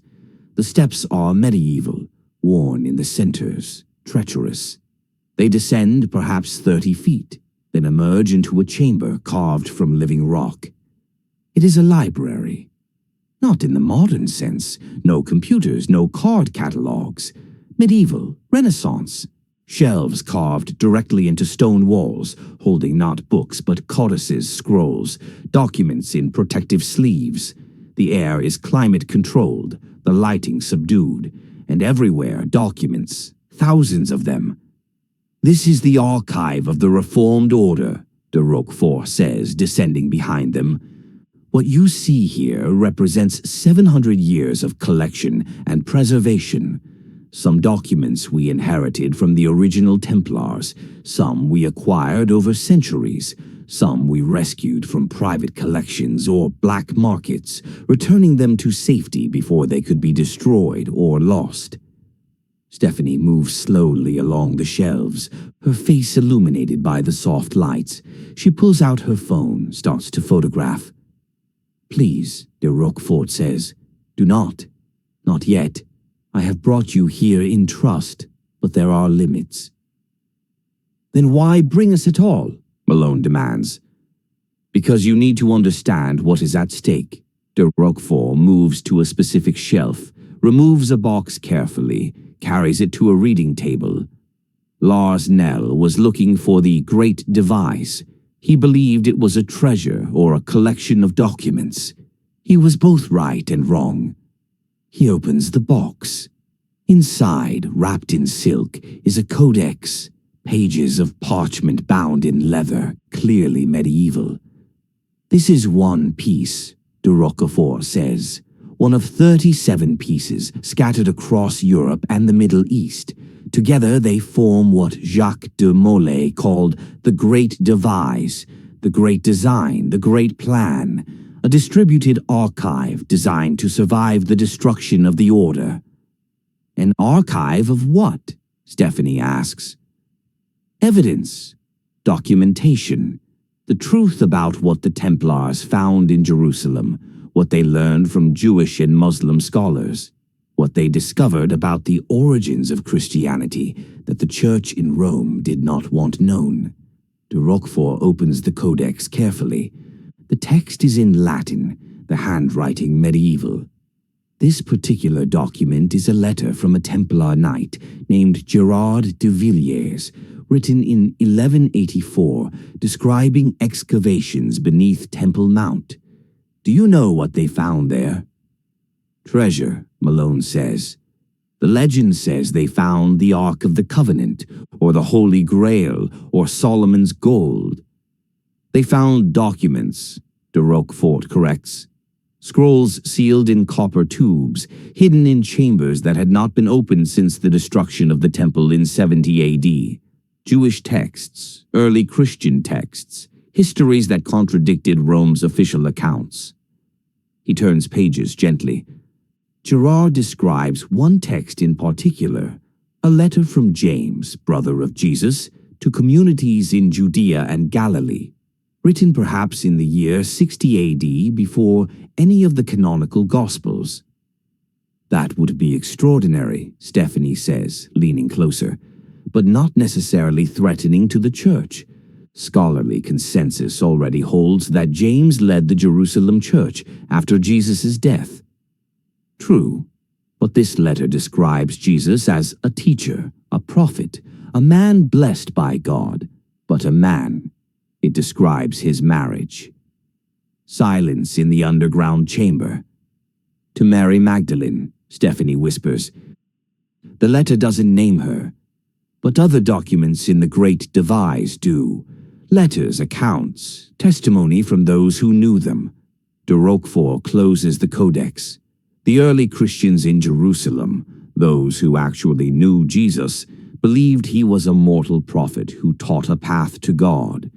It was Paul who developed the theology of divine incarnation, of Christ as literally God made flesh. Paul, who never met Jesus, whose letters predate the Gospels, who shaped Christianity into something the Jerusalem Church did not entirely recognize. This is the secret, Malone says. That Jesus was married? That's been speculated about for decades. It wouldn't destroy the Church. Not that alone, no, but the Great Devise contains more. It contains evidence of the bloodline, descendants of Jesus and Mary Magdalene. It contains documents suggesting that certain European noble families, including the Merovingian kings of France, descended from that bloodline. It contains proof that the Church in Rome deliberately suppressed this knowledge, destroying texts and murdering those who preserved the alternative history. De Roquefort looks at them steadily. For 13 centuries, the Church has told the world that Jesus was celibate, divine, born of a virgin, resurrected bodily. The Great Devise proves otherwise, not through speculation or theory, but through eyewitness testimony, contemporary documents, genealogies. If you have this proof, Stephanie says slowly, why haven't you released it? Because proof is not enough. The world must be ready. In the 12th century, revealing this would have meant death for every person who knew it, which is exactly what happened to the Cathars. In the 16th century, during the Reformation, it might have triggered another century of religious wars. Even now, in our supposedly enlightened age, this knowledge could destabilize entire societies. Billions of Christians believe in the divinity of Christ. What happens to their faith if we prove their Savior was mortal? The truth matters, Stephanie says fiercely. People have a right to know. Do they? Or do they have a right to their faith, to their comfort, to their beliefs? De Roquefort shakes his head. This is the debate my order has wrestled with for generations, and it is why the congregation split from us. They believe the knowledge must never be revealed, that faith is more important than truth. We believe it must be preserved until humanity is ready. Lars Nelly believed it must be revealed immediately, whatever the consequences. And you killed him for that belief, Stephanie says. No, the congregation did, and they will kill you too unless you leave France immediately and abandon this pursuit. Not a chance, Malone says. De Roquefort sighs. I expected you would say that. Then let me make you a different offer. Work with us, let us guide your research. Together we can expose the congregation, stop their killings, and decide collectively how and when to reveal the truth of the Great Devise. In other words, you want to control what we find and what we publish, Malone says. I want to prevent more deaths, including yours. A sound from above, footsteps in the church, moving quickly. De Roquefort's expression changes instantly. That is not my people. Get down. He pulls the codex back into its box as the lights in the archive suddenly extinguish, plunging them into complete darkness. Chapter 4. The Congregation. In darkness, sound becomes everything. Footsteps above, multiple people, military precision, the creak of the altar being moved, voices in French, terse commands, and then footsteps on the stairs, descending. There is another exit, de Roquefort whispers. Follow me, do not make noise. Malone grabs Stephanie's hand, follows the sound of de Roquefort moving through the dark archive. They navigate by touch, Malone's free hand on the stone wall, counting steps, trying to map the space mentally in case they need to move quickly. A door opens somewhere ahead, the grinding of stone on stone, a breath of cold air carrying the scent of earth and water. Through here, de Roquefort whispers. It leads to the catacombs beneath the abbey. From there, tunnels go under the mountain. You can exit a mile from here, near the old road to Cuiza. What about you? Stephanie asks. I will delay them. This is my order's archive. I will not abandon it. There's the sound of metal. De Roquefort is handing Malone something. A flashlight. Go now, and Madame Nell, finish your husband's work. Prove I am telling you the truth about who killed him. Behind them, flashlight beams cut through the archive, shouted commands. Clear the entrance. Secure the documents. Find them. Malone pulls Stephanie through the doorway into a tunnel carved roughly from stone, clearly ancient, possibly predating even the Templar commandery. They run, hunched over, the flashlight beam bouncing ahead of them. Behind the sound of confrontation, de Roquefort's voice raised in challenge, other voices responding, the crash of something heavy falling. We should go back, Stephanie says. That's what they want. Force us to make a stand in that chamber with one exit. Malone keeps moving, scanning the tunnel. De Roquefort chose this. Honor that choice by surviving. The tunnel branches. Malone takes the left fork. It slopes downward away from the abbey. They descend into older construction, walls that show Roman engineering, perhaps older still. This is a catacomb, as de Roquefort said. Niches carved in walls, bones visible in some, the dead of centuries resting in the dark. Behind them, flashlight beams appear. Their pursuers have entered the tunnel. Malone extinguishes his own light. In total darkness, he and Stephanie move forward by touch alone, one hand on the wall, testing each step before committing weight. It's slow, agonizing, but it prevents their pursuers from tracking them visually. The tunnel levels out, widens slightly. Malone risks a brief flash of light, 5 seconds, enough to see they've entered a larger chamber. Multiple tunnel openings. Roman construction, definitely. Possibly a cistern originally, converted to a catacomb, now forgotten beneath the mountains of Languedoc. He moves them toward what he hopes is the exit tunnel, the one that should lead under the mountain toward the old road. They've gone perhaps 50 yards when he hears it behind them. Stop! We have no wish to harm you. The voice is cultured, French, male. Flashlights illuminate the chamber, forcing Malone and Stephanie to squint against the sudden brightness. 6 figures, all dressed in dark clothing. 4 hold guns with tactical discipline, military training, like de Roquefort, but more recent, more active. The speaker stands in front, hands empty, non-threatening posture.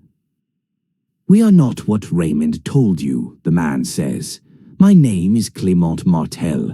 I am master of the true order, the congregation, guardians of the faith.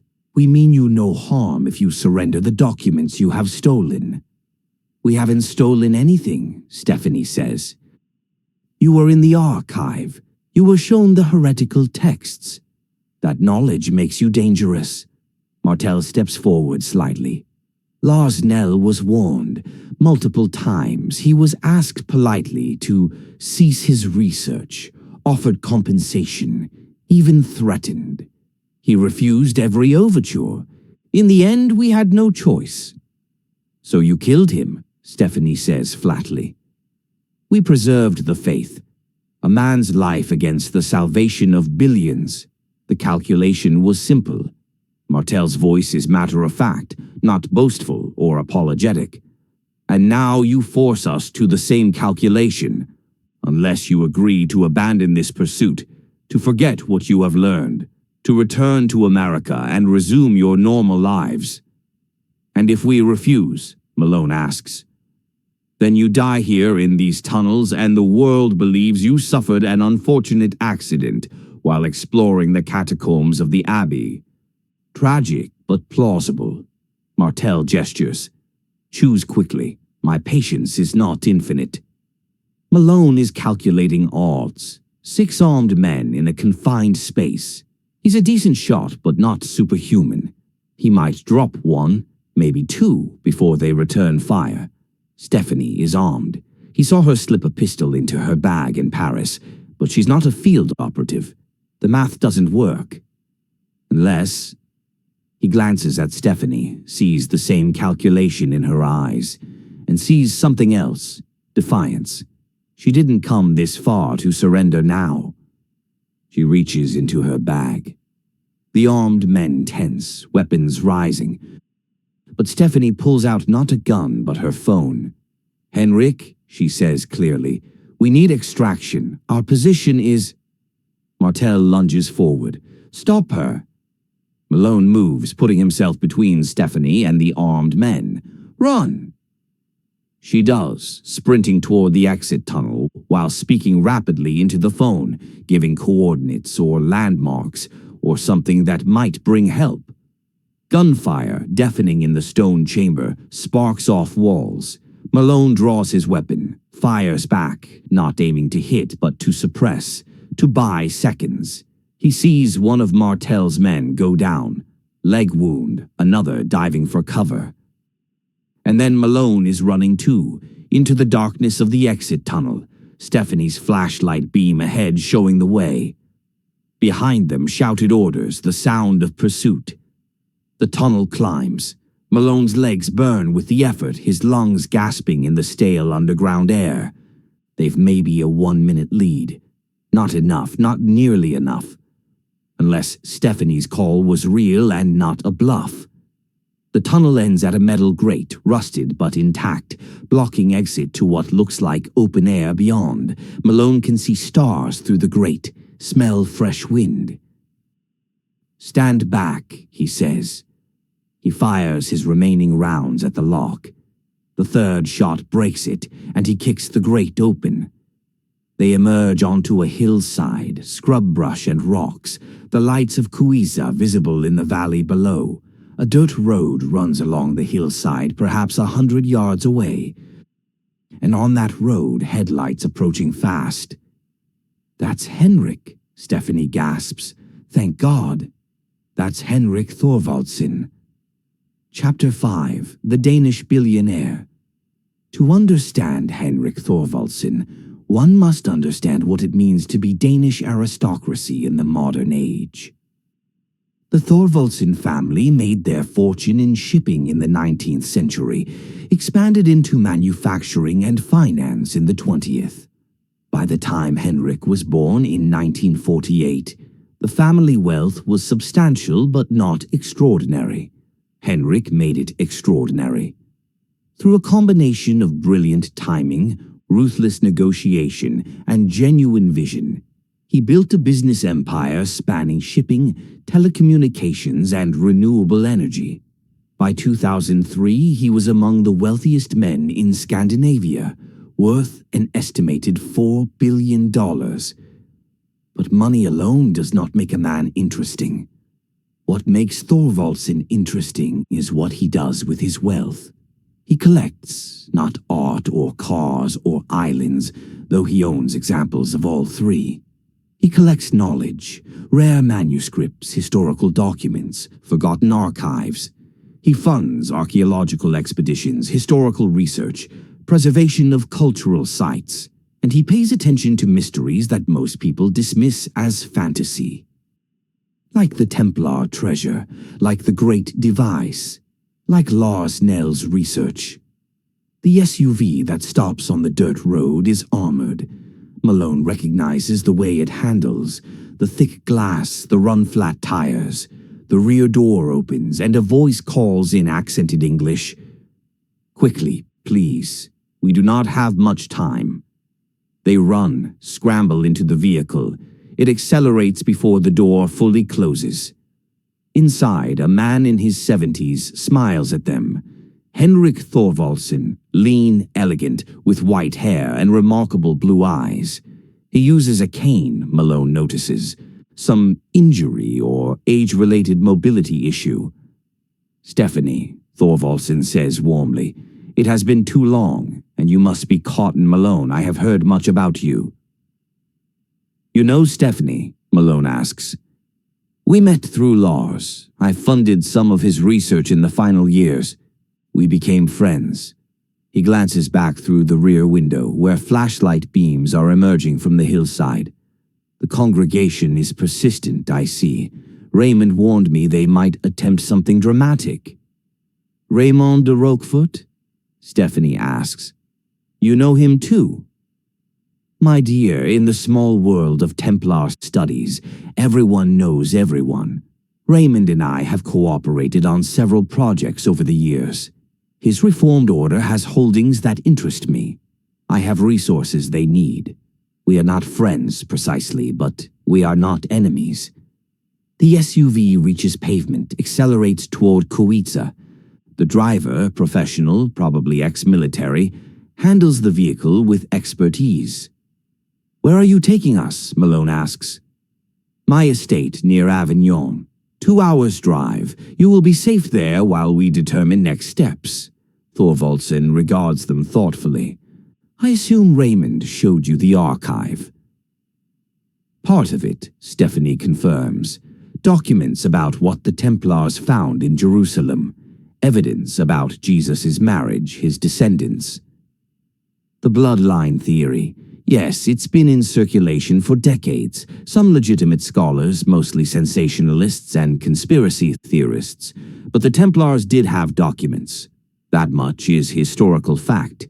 Thorvaldsen shifts his weight, the cane between his knees. "The question is whether those documents prove what Raymond claims they prove, and whether revealing them would serve any useful purpose." "You don't think people have a right to know the truth?" Stephanie challenges. "I think truth is complicated. Humans are storytelling creatures. We need narratives to make sense of the world. Christianity has provided that narrative for 2,000 years, a story of sacrifice, redemption, divine love. If we prove that story is false, or even just partially false, what replaces it? What fills the void?" "That's not our decision to make," Stephanie says. "People can decide for themselves what to believe, but only if they have access to facts." Thorvaldsen smiles. "You sound like Lars. He made the same argument quite passionately, and I largely agree with you, which is why I am helping you now, despite the considerable danger." They drive in silence for a while, leaving the mountains, descending toward the Aude Valley. Behind them, no signs of pursuit. The congregation apparently has limits to how far they'll chase in a public area. "What did you mean about Raymond warning you?" Malone asks eventually. He called this afternoon, told me you had arrived in Rennes-le-Château, that the congregation had activated their operatives in the region, that you would likely need extraction within hours. He asked me to be ready. Why would he help us if he wants to control the great device? Because Raymond is a scholar first, a zealot second. He wants the knowledge preserved and eventually revealed, just on his timeline, under his terms. The congregation wants it buried forever. Between those positions, Raymond and I find common ground. The SUV joins the main highway heading north. Thorvaldsen pulls a tablet from a seat pocket, opens files. Lars sent me his research 6 months before he died, he says. Everything he discovered about the distribution network, the multiple archive locations, the pattern connecting them. He asked me to preserve copies in case anything happened to him.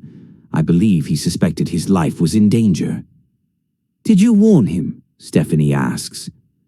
I tried. He dismissed my concerns. He believed the truth was more important than his safety. Thorvaldsen looks at her with genuine sympathy. I am sorry. I should have insisted more strongly. I should have provided protection. It's not your fault. Perhaps, but I feel responsible nonetheless. He turns the tablet toward them. This is Lars's final map, the network of great device locations he identified before his death. 37 sites, though he only confirmed 12 definitively. The others are educated guesses based on Templar property records, shipping routes, and coded references in historical documents. The map shows locations across Europe, Denmark, Roskilde, France, multiple sites including Rennes-le-Château, Scotland, Rosslyn Chapel, Portugal, Tomar, Spain, several sites, Italy, one near Venice. Lines connect them, forming a web. It's a distributed backup system, Malone says, seeing the pattern. If any single archive is compromised or destroyed, the information survives in other locations. Precisely. The Templars were engineers, remember. They designed castles, managed construction projects, organized logistics for entire crusades. This network is medieval information technology, slow but resilient. And the congregation has been trying to eliminate it for centuries, Stephanie says. With limited success. They've destroyed some archives, yes, but they cannot find them all, because the Reformed Order and families like mine have protected certain locations, and because the Templars were very good at hiding things. Thorvaldsen zooms the map to Languedoc, which brings us to Rennes-le-Château and Abbé Saunière. What exactly did he find? We don't know yet, Stephanie admits. We need to search the church more thoroughly, examine the places Lars identified as important. That will be difficult. The congregation will be watching the village now. Then we go at night, Malone says, when tourists aren't around, when it's easier to spot surveillance. Thorvaldsen considers this. Dangerous, but possible. I can provide equipment, support, and I know someone who can help. Royce Clarendon, an antiquities dealer in Avignon. He knew Saunière's descendants, has access to documents from the priest's estate. If anyone knows what Saunière actually found, it's Royce. Can we trust him? Malone asks. Can you trust anyone in this business? Thorvaldsen's smile is wry. But Royce is motivated by money, not ideology. Pay him enough and he'll provide useful information. Betray him and he'll make your life difficult. A simple, honest mercenary. They drive on into the night, leaving the mountains behind, carrying secrets 7 centuries old and the dangerous determination to reveal them. Chapter 6: The City of Popes. Avignon rises from the Rhone River like something from a medieval dream. The city walls still stand, built in the 14th century, maintained ever since, more than 2 miles of crenellated stone encircling the old town. The papal palace dominates the skyline, massive fortress-like, a reminder of the period from 1309 to 1377, when the popes ruled from here instead of Rome, when this was the center of Western Christianity. It is to Avignon that Henrik Thorvaldsen brings them, to his estate on the Ile de la Barthelasse, an island in the river facing the walled city. The estate is substantial, 18th century manor house, manicured gardens, security that's present but not obvious. Guards at the gate wave them through with professional courtesy. "You will be safe here," Thorvaldsen assures them as they enter the house. "And comfortable. Rest tonight. Tomorrow we visit Royce Clarendon and plan our approach to Rennes-le-Château." But Malone cannot rest. After Stephanie retires to the guest suite, he finds Thorvaldsen in the library, and what a library it is. Floor-to-ceiling shelves, rolling ladders, thousands of books including obvious rarities. Medieval manuscripts in glass cases. Maps spread on reading tables. This is a scholar's paradise. "Cannot sleep?" Thorvaldsen asks, looking up from a codex he's examining. "Too much to process." Malone wanders the shelves, noting titles. "You have an impressive collection." 70 years of accumulation, some inherited, most acquired. "Books are my weakness. I cannot resist them." He gestures to the codex. This is a 14th century copy of the Livre des Faits de Jacques de Molay, a chronicle of the last Grand Master's life, written by a Templar who survived the arrests. Very rare. Only 3 copies are known to exist. What does it say about the Great Device? Nothing explicitly, but there are hints, references to the sacred trust, the burden of knowledge, what must be preserved for future generations. Careful language designed to be meaningful to those who already knew the secret but meaningless to outside readers. Malone pulls a chair over, sits. "Henrik, why are you really helping us? You're a billionaire. You could spend your wealth on anything. Why risk it on this?" Thorvaldsen is quiet for a long moment, still looking at the medieval manuscript. When he speaks, his voice is softer, more personal. "I had a son, Kai. He died 15 years ago, murdered by terrorists during a business trip to Pakistan." He looks up, meets Malone's eyes. "I spent years trying to understand why. What ideology or belief could make someone kill an innocent person? And I realized it's always the stories we tell, the narratives that divide us. Christian versus Muslim, Sunni versus Shia, the true faith versus the heretics. We kill each other over which story is correct." "And you think revealing the truth about Christianity will stop that?" "No, but I think it might humble us. If Christianity's foundational story is more complicated than the Church teaches, if Jesus was a man with a family and descendants, if the early Church was diverse and messy and human, then maybe we approach all religious narratives with more skepticism, more humility. Maybe we kill each other less over which story is divinely true. Or maybe people just create new stories, new reasons to divide into tribes. Perhaps, but at least we would know the truth. At least we would not be living a lie." Thorvaldsen closes the codex carefully. Lars believed that. He believed truth mattered more than comforting falsehood. I owe it to his memory and to my sons to help finish what he started. They sit in silence, surrounded by centuries of accumulated knowledge, contemplating the weight of truth. Chapter 7. Royce Clarendon. The antiquities shop sits on a narrow street in Avignon's old town, between a wine bar and a gallery selling Provençal paintings to tourists. The sign above the door is discreet: Clarendon et Fils, Antiquités. Inside, the shop is cluttered with the beautiful detritus of history: Roman pottery, medieval coins, Renaissance paintings of dubious provenance, Victorian furniture, ancient maps. It's the kind of place that could be either a treasure trove or a front for stolen goods, depending on which items one examined closely. Royce Clarendon himself is about 60, elegant in the way of French intellectuals, wearing an expensive suit that's just slightly too rumpled to be pretentious.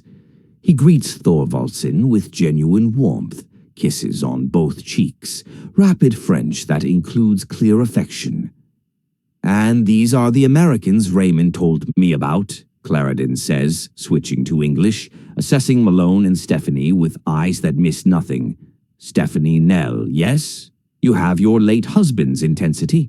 And Cotton Malone, ex-military bearing, intelligence operative's scan of the environment.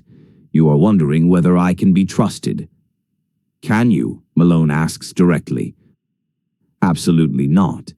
I am a dealer in antiquities, which means I navigate between legal markets and illegal ones, between scholars and thieves, between truth and convenient fiction." Clarendon's smile is disarming.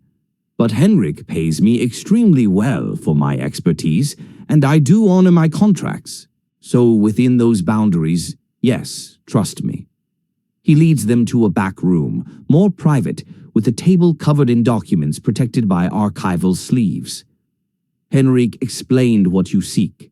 Information about Abbe Saunière, about what he found in Rennes-le-Château." Clarendon sits, gestures for them to do the same. "I knew Saunière's grandniece before she died. This was in the 1990s.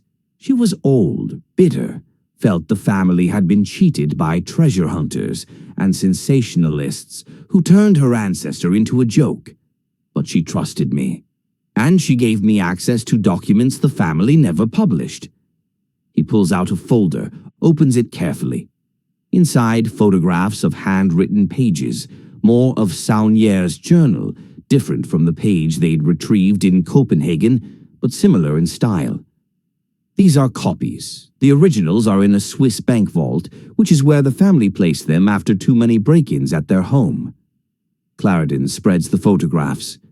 Saunière's journal entries from 1891 to 1896, the period when he made his discovery and began spending money beyond any reasonable explanation.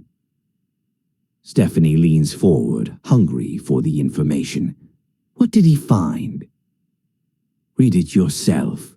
Clarendon indicates a translated page. "My English translation, but faithful to the original French." Malone and Stephanie read together. "September 21st, 1891. I have opened the passage at last.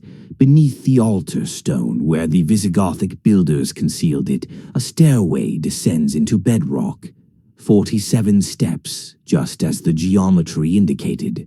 At the bottom, a chamber perhaps 20 feet square, carved from living stone. And in that chamber, sealed in a stone box, documents.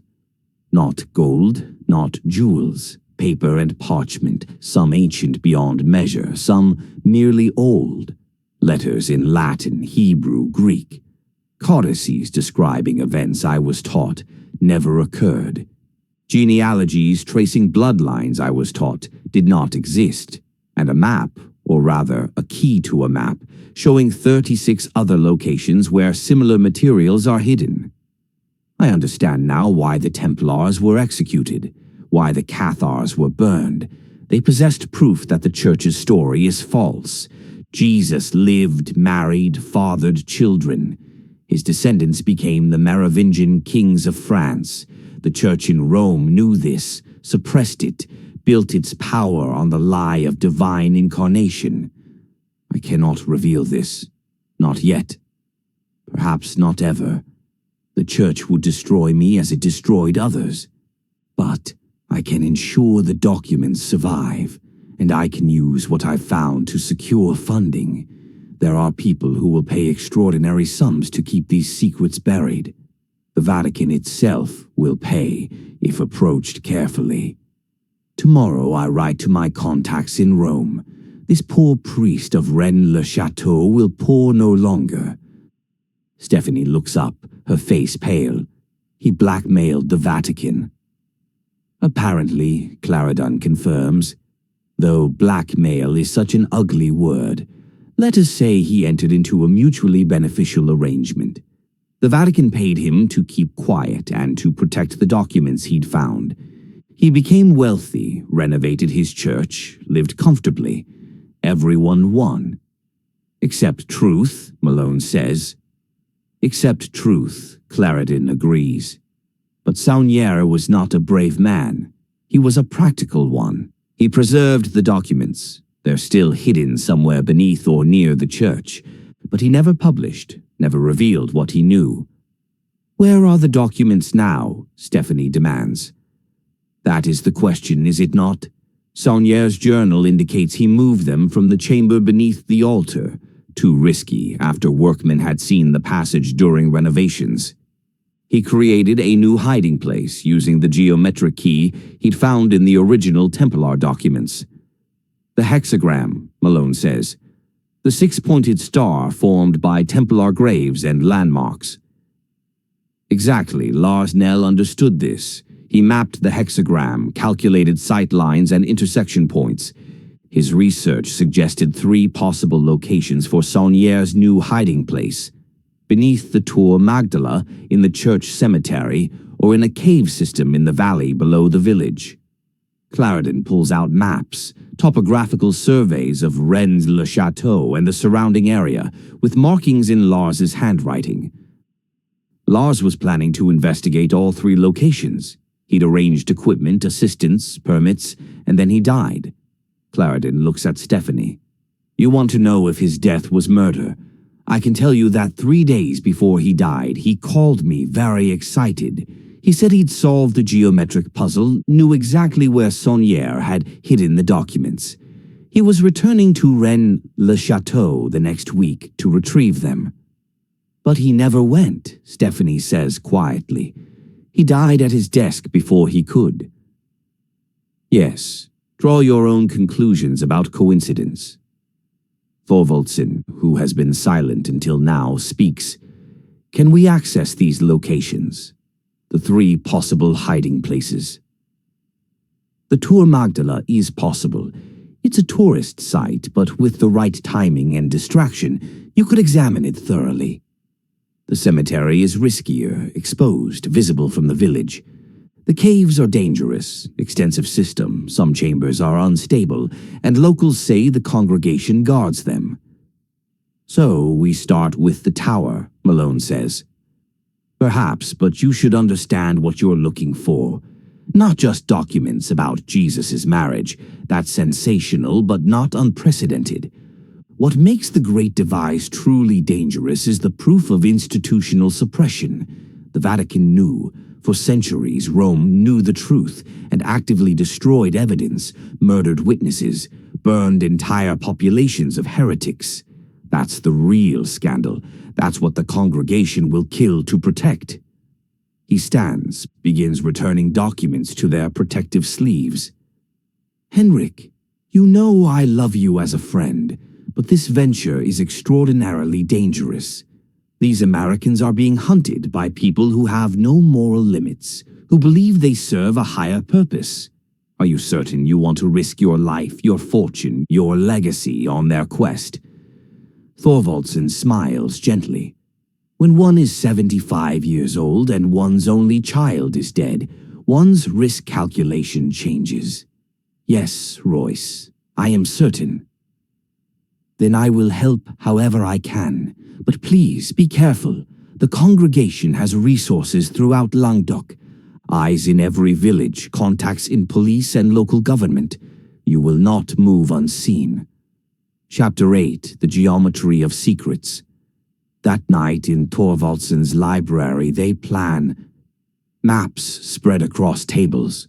Lars's journals open to relevant pages. Photographs of Rennes-le-Château, the church, the Tour Magdala, the surrounding landscape. Thorvaldsen provides equipment, flashlights, climbing gear, communication devices, even weapons if they choose to carry them. The geometry is the key, Stephanie says, tracing lines on the map. Lars was obsessed with it in his final months. Look, 6 points forming a hexagram. The church is at the center. 3 Templar graves in the cemetery mark 3 points. 2 landscape features, a hilltop with a ruined tower, a distinctive rock formation in the valley, mark 2 more points. The 6th point is the Tour Magdala itself, which Saunier built precisely there for a reason. Sacred geometry was fundamental to Templar thinking, Thorvaldsen adds. They believed God was a mathematician, that divine truth was encoded in proportions and angles. The hexagram appears repeatedly in their architecture at Templar chapels across Europe. So Saunier found a map using this geometry, Malone says, and used it to relocate the documents he'd discovered beneath the church. Where in this pattern would he hide them? Lars calculated 3 high-probability locations. Stephanie points to marks on the map. First, directly beneath the Tour Magdala. The tower's foundation goes deep. He built extensive cellars when constructing it. Those cellars could hide a secondary chamber. Second, the church cemetery, specifically grave number 47. That number appears repeatedly in Saunier's writings. 47 steps to the original chamber, 47 paces in his geometric measurements. Grave 47 is supposedly a nobleman from the 1600s, but Lars thought it might be a false grave, a hiding place. And third, the cave system in the valley. The entrance is marked on 19th century surveys, but mostly forgotten now, overgrown. The caves were used by locals during World War II to hide from German patrols. Their extensive reach under the plateau where the village sits. Saunier owned property near the cave entrance. Malone studies the map, thinking tactically. The tower is the most accessible but also the most likely to be watched.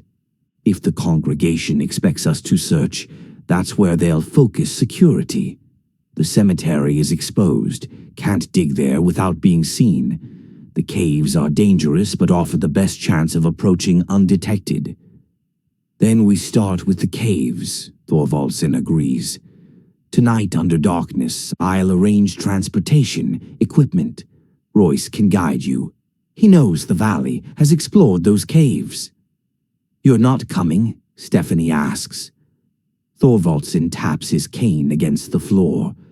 My spine reminds me daily that I am no longer suited for climbing through underground tunnels. But I can coordinate from here, monitor communications, arrange extraction if needed. Malone looks at Stephanie. You don't have to do this. You're not a field operative. Neither are you anymore. You sell books, remember? Her smile is thin but determined. I'm seeing this through, Cotton. Lars died for this. I need to know if his death meant something, if he was really close to proving the truth. He was, says a new voice from the library doorway. They turn. Raymond de Roquefort stands there, looking exhausted, his expensive clothes disheveled, a bruise darkening on his jaw. Forgive the intrusion, Henrik. Your security recognized me. He steps into the library, moving stiffly. The congregation attacked the abbey after you escaped. We fought them off, but they destroyed part of the archive. Centuries of documents burned. My God, Thorvaldsen breathes. Raymond, I'm so sorry. It is war now. Open war between my order and theirs. De Roquefort accepts a chair gratefully. Sits, which is why I came to warn you. The congregation knows you're planning to search Rennes-le-Château.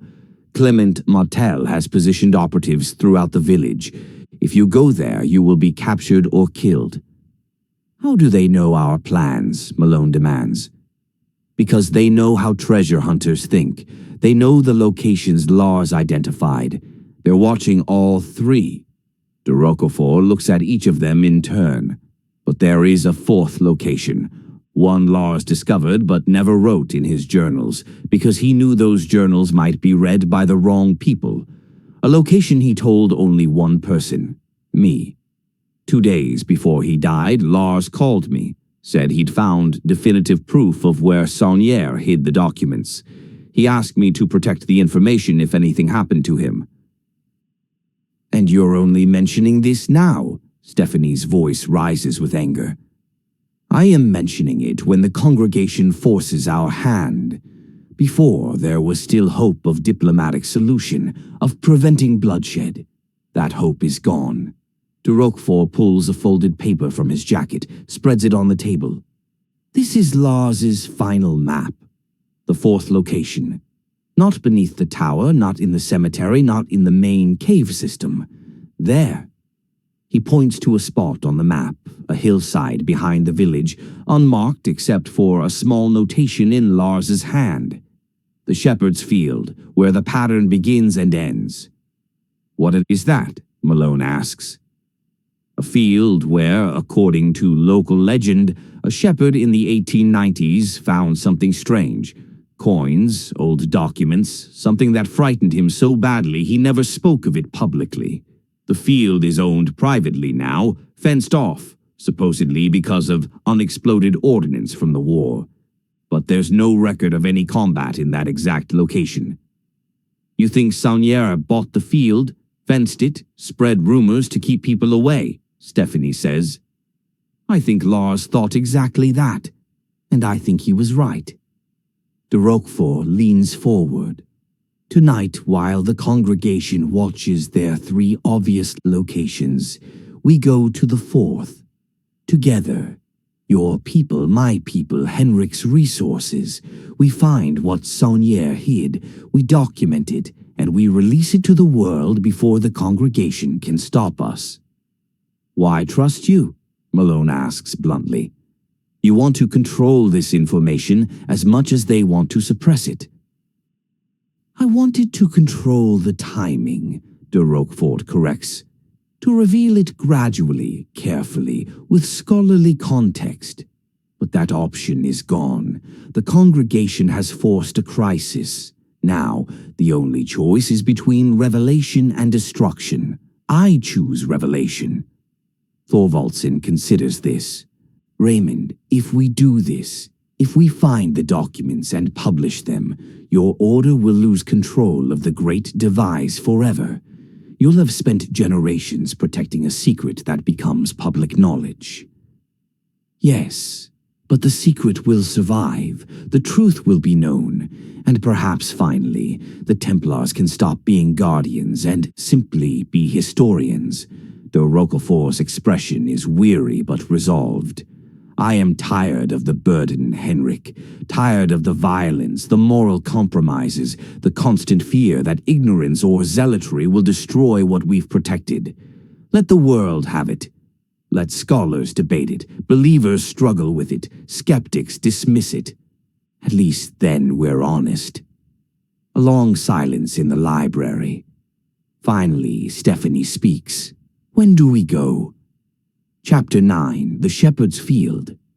They approach at midnight when the village is dark and still. 2 vehicles, Thorvaldsen's armored SUV and a van from de Roquefort's order carrying equipment and 6 members of the Reformed Order.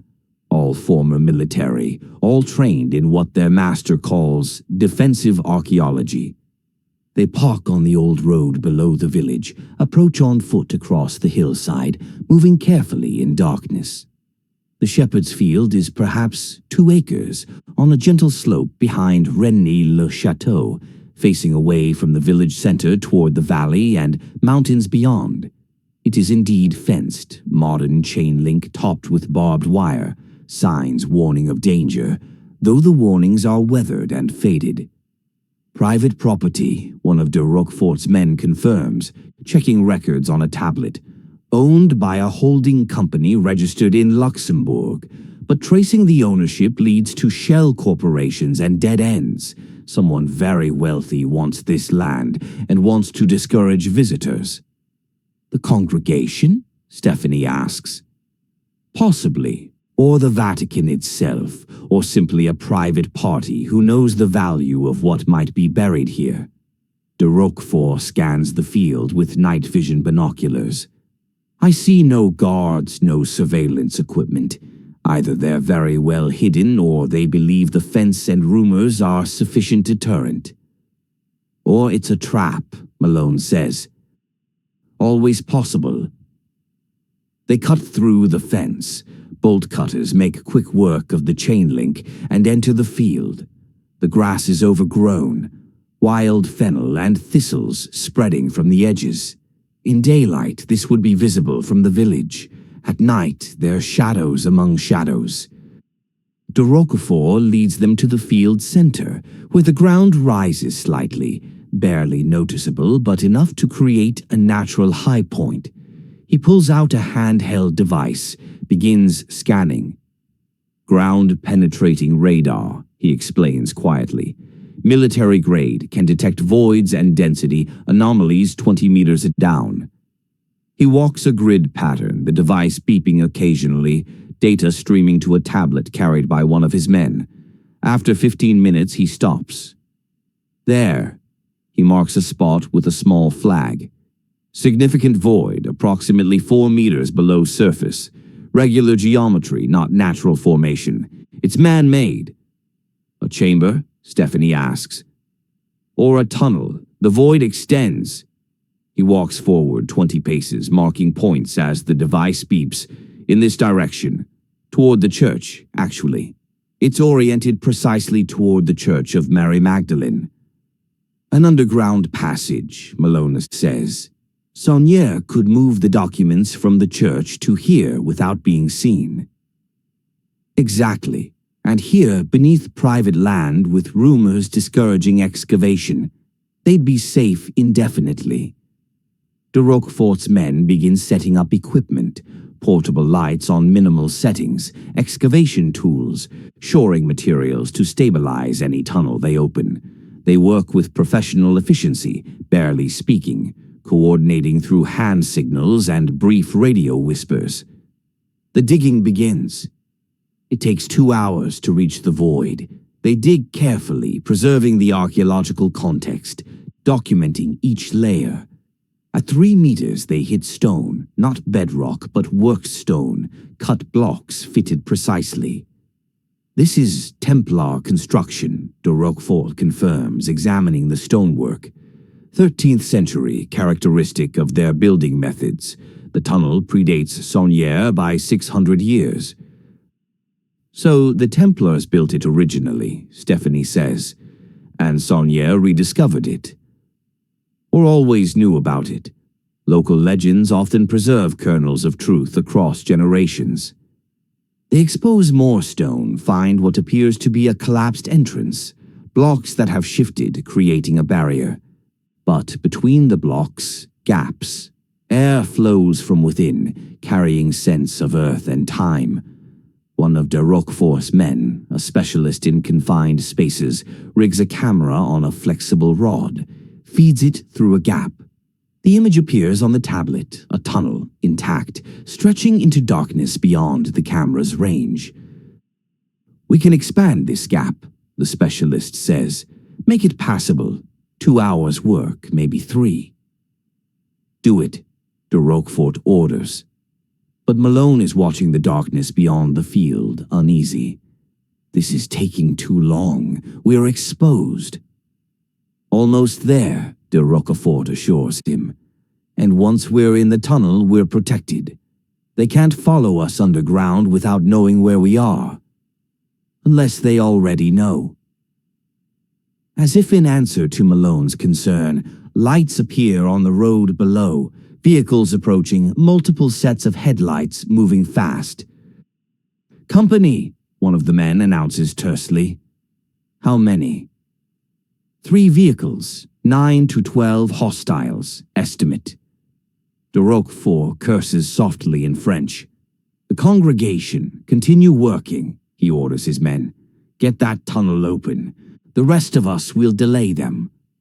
Malone draws his weapon, moves to a position at the field's edge where he can see the approaching vehicles. Stephanie joins him, her own pistol ready. Like old times, she murmurs. Your old times were behind desks, if I recall. High qualified expert marksmen. Don't underestimate desk jockeys. The vehicles stop at the break in the fence. Doors open, figures emerge, armed, professional, moving in coordinated patterns. This is private property, a voice calls in French accented English. You are trespassing. Depart immediately. We have as much right to be here as you, de Roquefort calls back. This is historical research, not theft. The documents you seek are not yours to claim. They are protected by sacred trust, by 700 years of guardianship. Leave now, or face the consequences. The consequences? De Roquefort's laugh is bitter. You burned our archive. You murdered Lars Nell. You've spent centuries suppressing truth. No more. The great device will be revealed tonight, and there's nothing you can do to stop it. A pause, then. So be it. Gunfire erupts from the road. Chapter 10. Beneath the Earth. In combat, time distorts. Malone has experienced this before. Moments that seem to stretch or compress. Adrenaline sharpening some perceptions while obscuring others. He fires back at muzzle flashes, hears return fire impact near him, rolls to new position. Beside him, Stephanie is calm, controlled, placing shots with precision. De Roquefort's men are better prepared. Tactical vests, automatic weapons, training. They establish a defensive perimeter at the field's edge, forcing the congregation's operatives to advance slowly, paying for every yard of ground. But the math is unfavorable. The congregation has more people, better positions, probably reinforcements coming.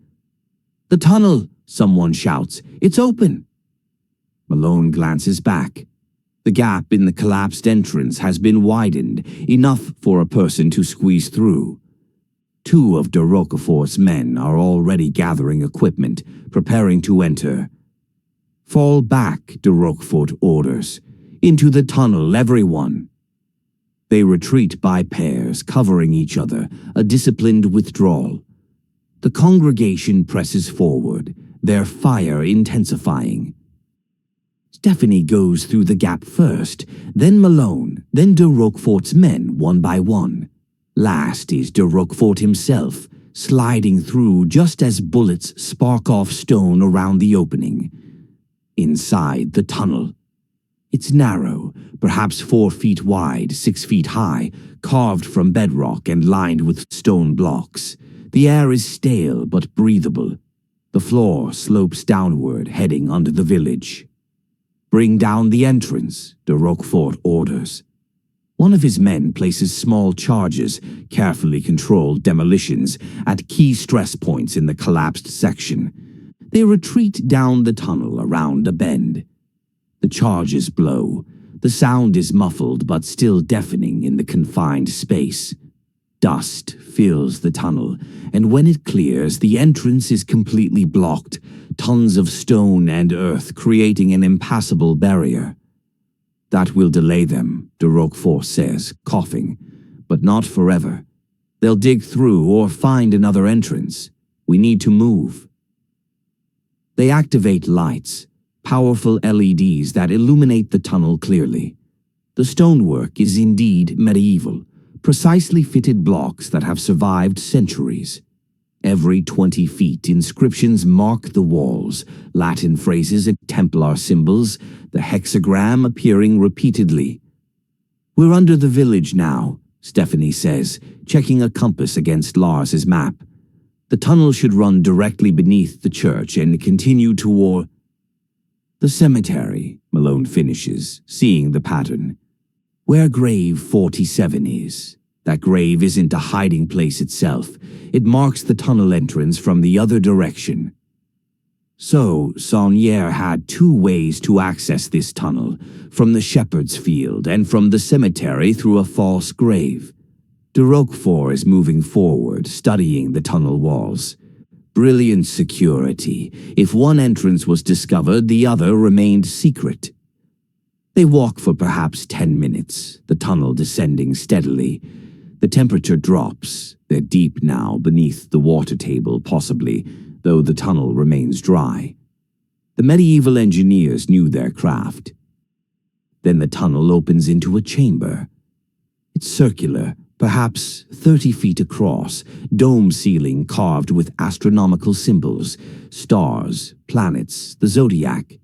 In the chamber's center, a stone altar or table, its surface covered with carved Latin text, and around the walls, niches carved into the rock, each holding wooden boxes sealed with wax. "My God," Stephanie whispers. "This is it. This is Saunier's archive." De Roquefort approaches the stone table reverently, begins reading the Latin inscription aloud. "Here lies the truth that Rome denied. Here rests the proof of the bloodline. Here wait the words of those who knew him as man, not God. Let no one enter who fears knowledge. Let no one read who clings to comfortable lies. The great device is not treasure but truth. The treasure is the courage to speak it." He looks up, his eyes reflecting the LED lights, filled with something like wonder or fear, or both. 700 years, he says quietly. 700 years of protection, of guardianship, of waiting for this moment. Malone moves to the nearest niche, examines one of the wooden boxes. The seal is intact, wax stamped with the Templar cross. Inside the box, visible through cracks in the ancient wood, documents wrapped in oiled cloth. "We need to document everything before removing anything," Stephanie says, already pulling out her camera. "Photograph the chamber, the inscriptions, the seals. This has to be done properly, scientifically, or skeptics will dismiss it as forgery." They work methodically. Stephanie photographs while de Roquefort catalogues the boxes, 37 in total, matching the number of archive locations Lars had identified. Each box appears to contain multiple documents. This isn't the entire Great Device, de Roquefort realizes. This is one node in the network. A substantial collection, yes, but there are other chambers like this across Europe, each holding pieces of the larger archive. "So even if we publish these documents," Malone says, "the congregation could still suppress the others. Or others could publish them independently. That's the beauty of distributed architecture, no single point of failure." After 30 minutes of documentation, they begin carefully opening the first box. The seal breaks with a soft crack. Inside, documents wrapped in cloth that crumbles at touch, 700 years old, barely holding together. Beneath the cloth, parchment pages, Latin text in medieval script. Stephanie, who reads Latin fluently, examines the first page. Her hands start shaking.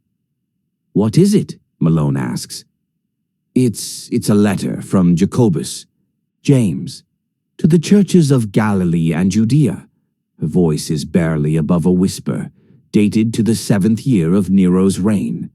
That would be 61 AD, 28 years after the crucifixion, and it describes... She trails off, reading, her eyes moving rapidly across the ancient text. "What does it describe?" de Roquefort prompts gently. "Jesus, as a teacher, a prophet, a righteous man who challenged the temple authorities and was executed for it. But James describes him as his brother. Brother, not spiritual brother, but literal sibling. And he mentions Jesus' wife and children, by name. Mary of Magdala, wife, 2 sons, 1 daughter.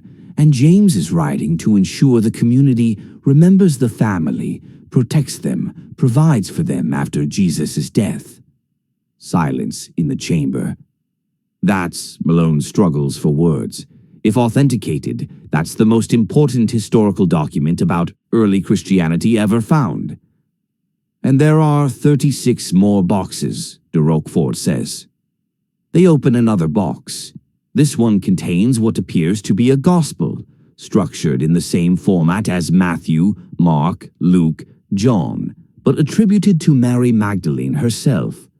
Pages and pages describing Jesus' ministry from her perspective, his teachings, his humanity. Another box, genealogies, family trees traced from Jesus and Mary through generations, through the Merovingian dynasty, through noble houses of medieval France. Another, church records, letters between early bishops, discussions of which text to include in the canon and which to suppress, debates about whether to emphasize Jesus' divinity over his humanity for political reasons. The evidence is overwhelming. Document after document, all pointing to the same conclusion. The historical Jesus was different from the Christ of faith, a man, not a god. Married, not celibate. A teacher whose message was about personal righteousness and social justice, not about blood sacrifice and substitutionary atonement. Paul created Christianity as we know it, Stephanie says, reading through the letters. Jesus created a Jewish reform movement.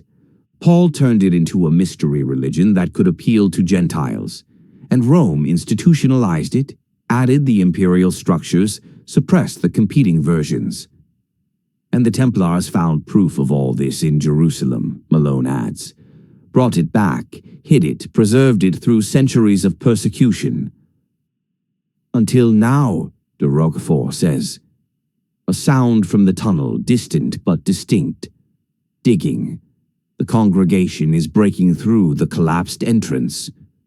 We need to move these, Malone says urgently. All of them, before they reach us. Where? Stephanie asks. We're trapped down here. The cemetery exit. The tunnel must connect to Grave 47. We go up through there, emerge in the cemetery, make for the vehicles. Carrying 37 boxes of priceless historical documents. We carry what we can, photograph the rest. The important thing is getting something out, getting it to scholars who can authenticate and publish it. De Roquefort makes quick decisions. We take 6 boxes, the most important documents. We photograph the rest, upload images to secure servers immediately. If we don't survive, the information survives. They work frantically. Stephanie photographs pages at high resolution, while de Roquefort's men carefully select 6 boxes and prepare them for transport. Malone guards the tunnel entrance, listening to the sounds of digging grow closer. 10 minutes, 20. That's all we can do, de Roquefort finally says. The rest we leave, pray the congregation doesn't destroy them. They won't, Stephanie says. Even they wouldn't dare destroy primary sources this important. They'll suppress them, hide them, but not destroy them. You have more faith in their scholarly ethics than I do. They move to the chamber's far side, where another tunnel entrance leads upward. This one is steeper, carved steps rising into darkness. At the top, presumably, Grave 47 and the cemetery. They climb, burdened with the boxes and equipment. The steps are worn, treacherous. One of de Roquefort's men slips, nearly drops a box, catches himself. Finally, they reach a stone ceiling, a cap blocking the tunnel.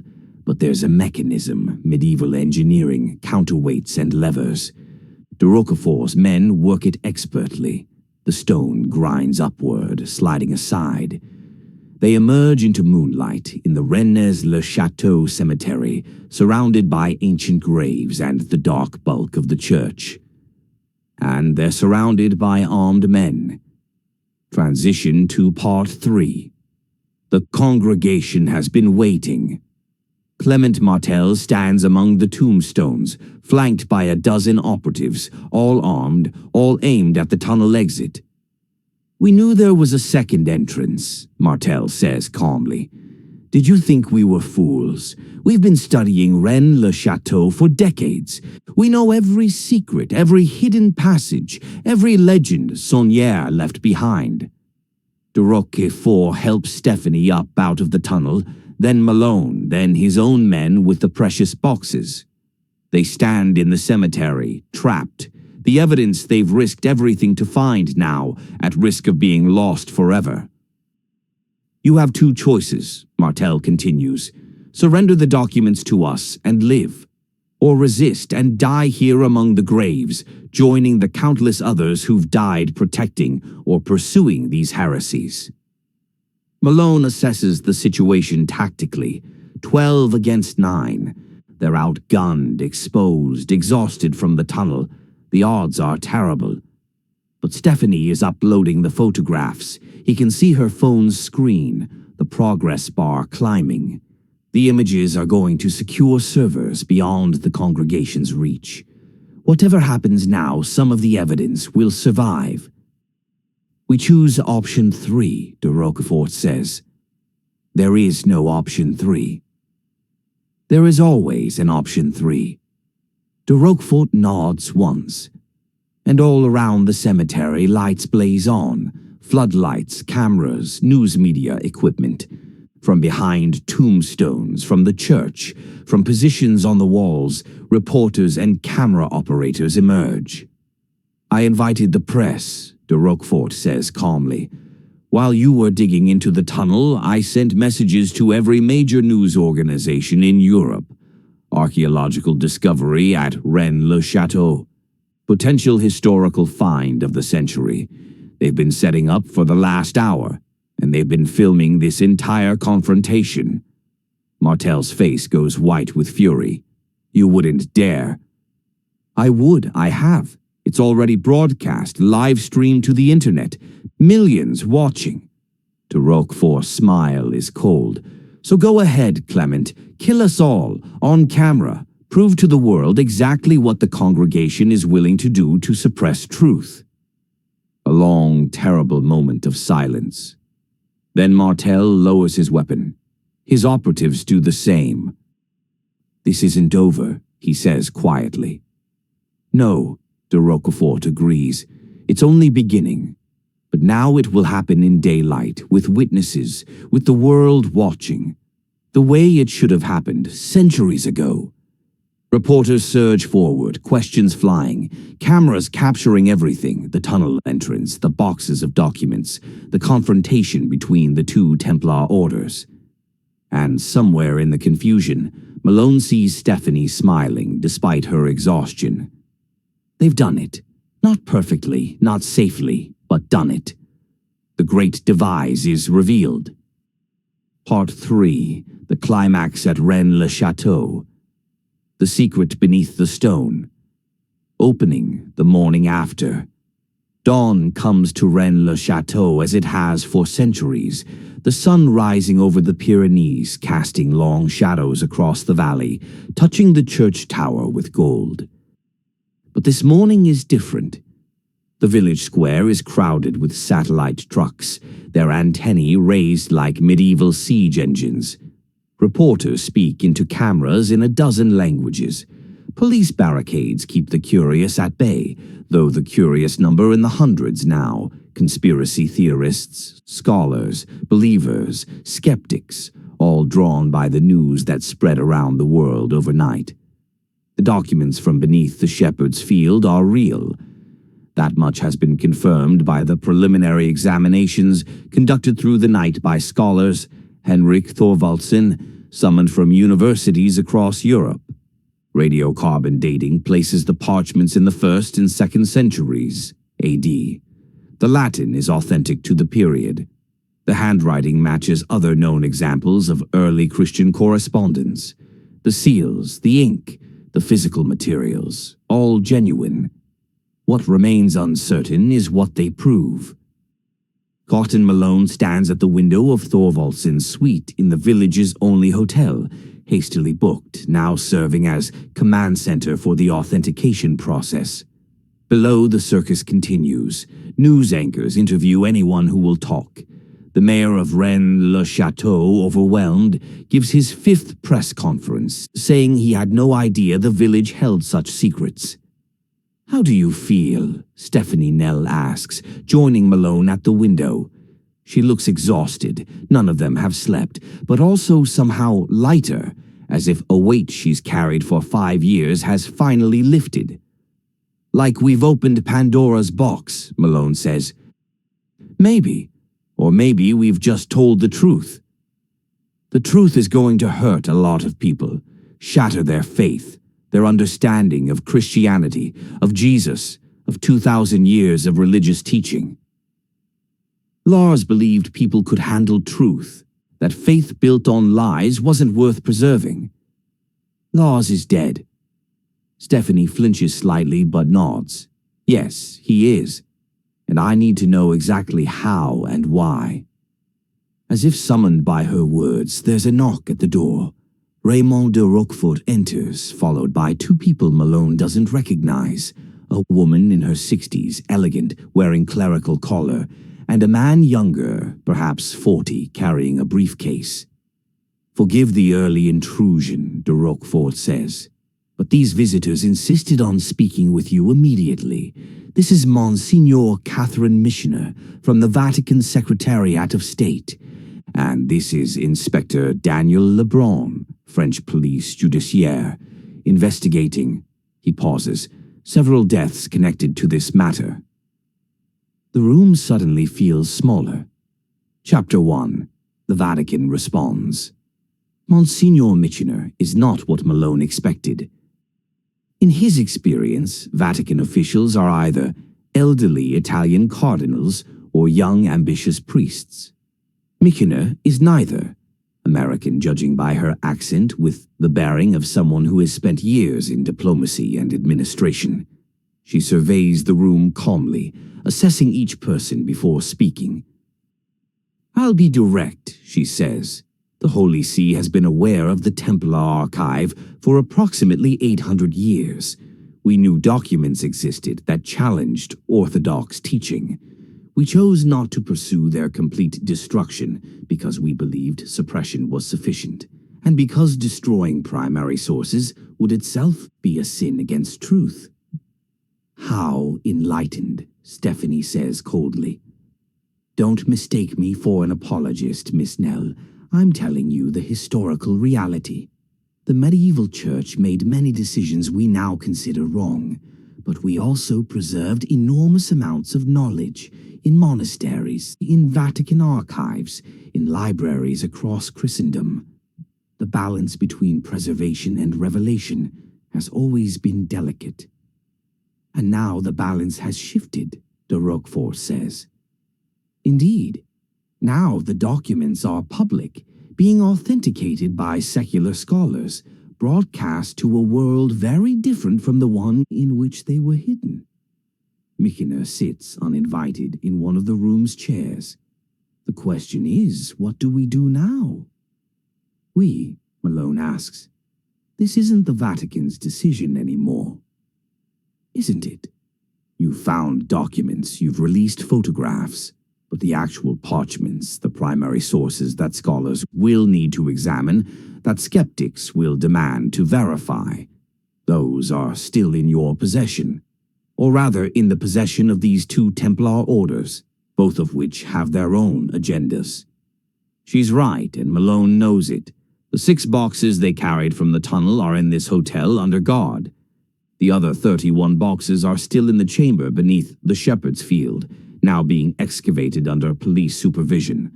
But ultimately, someone has to control access, preservation, authentication.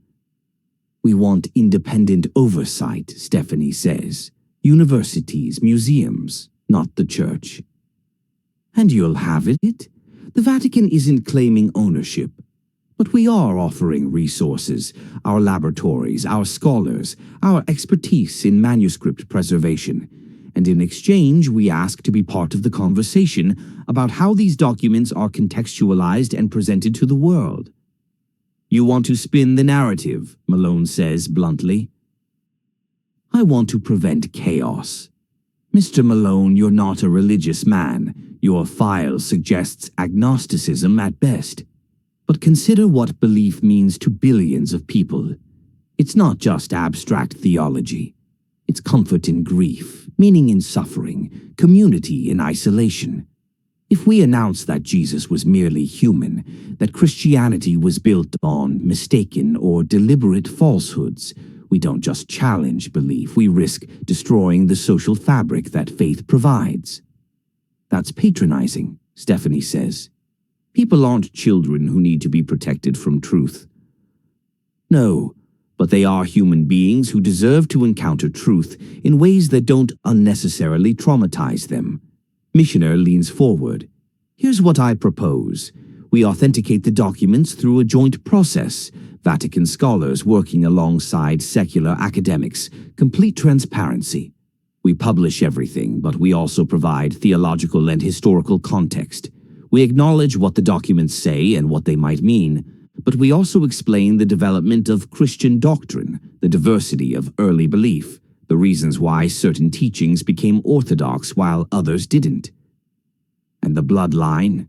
De Roquefort asks quietly. The descendants of Jesus and Mary Magdalene? How does the Vatican contextualize that? Michener is silent for a long moment. We acknowledge it, she finally says. If the evidence supports it, we acknowledge that Jesus may have been married, may have had children, may have been more human than our theology has allowed. We don't require belief in the virgin birth or bodily resurrection as essential to Christian faith. We emphasize Jesus' teachings, his example, his message of love and justice. That's a radical reformation, de Roquefort says. Yes, it is. And it will take generations to fully process. But the alternative, denying obvious truth, looking like we're engaged in more cover-up, that would be worse. That would destroy the Church's credibility entirely. Inspector Lebrun, who has been silent until now, clears his throat. Perhaps we could address the matter of criminal investigation. Chapter 2. The Death of Lars Nell. Lebrun is methodical, professional, and clearly uncomfortable with the ecclesiastical politics swirling around him. I have been assigned to investigate several deaths possibly connected to this affair, he says, opening his briefcase and pulling out files. Lars Nell, historian, died 5 years ago in Copenhagen, ruled natural causes, heart attack. But new evidence suggests this may have been homicide. Stephanie goes very still. What evidence? Ernst Scoville, the Belgian antiquities dealer who died in Copenhagen last week, left documents with his attorney to be released in the event of his death. Those documents include recorded conversations with members of the congregation, discussions of eliminating Lars Nell before he could publish his research. Do you have names? De Roquefort demands.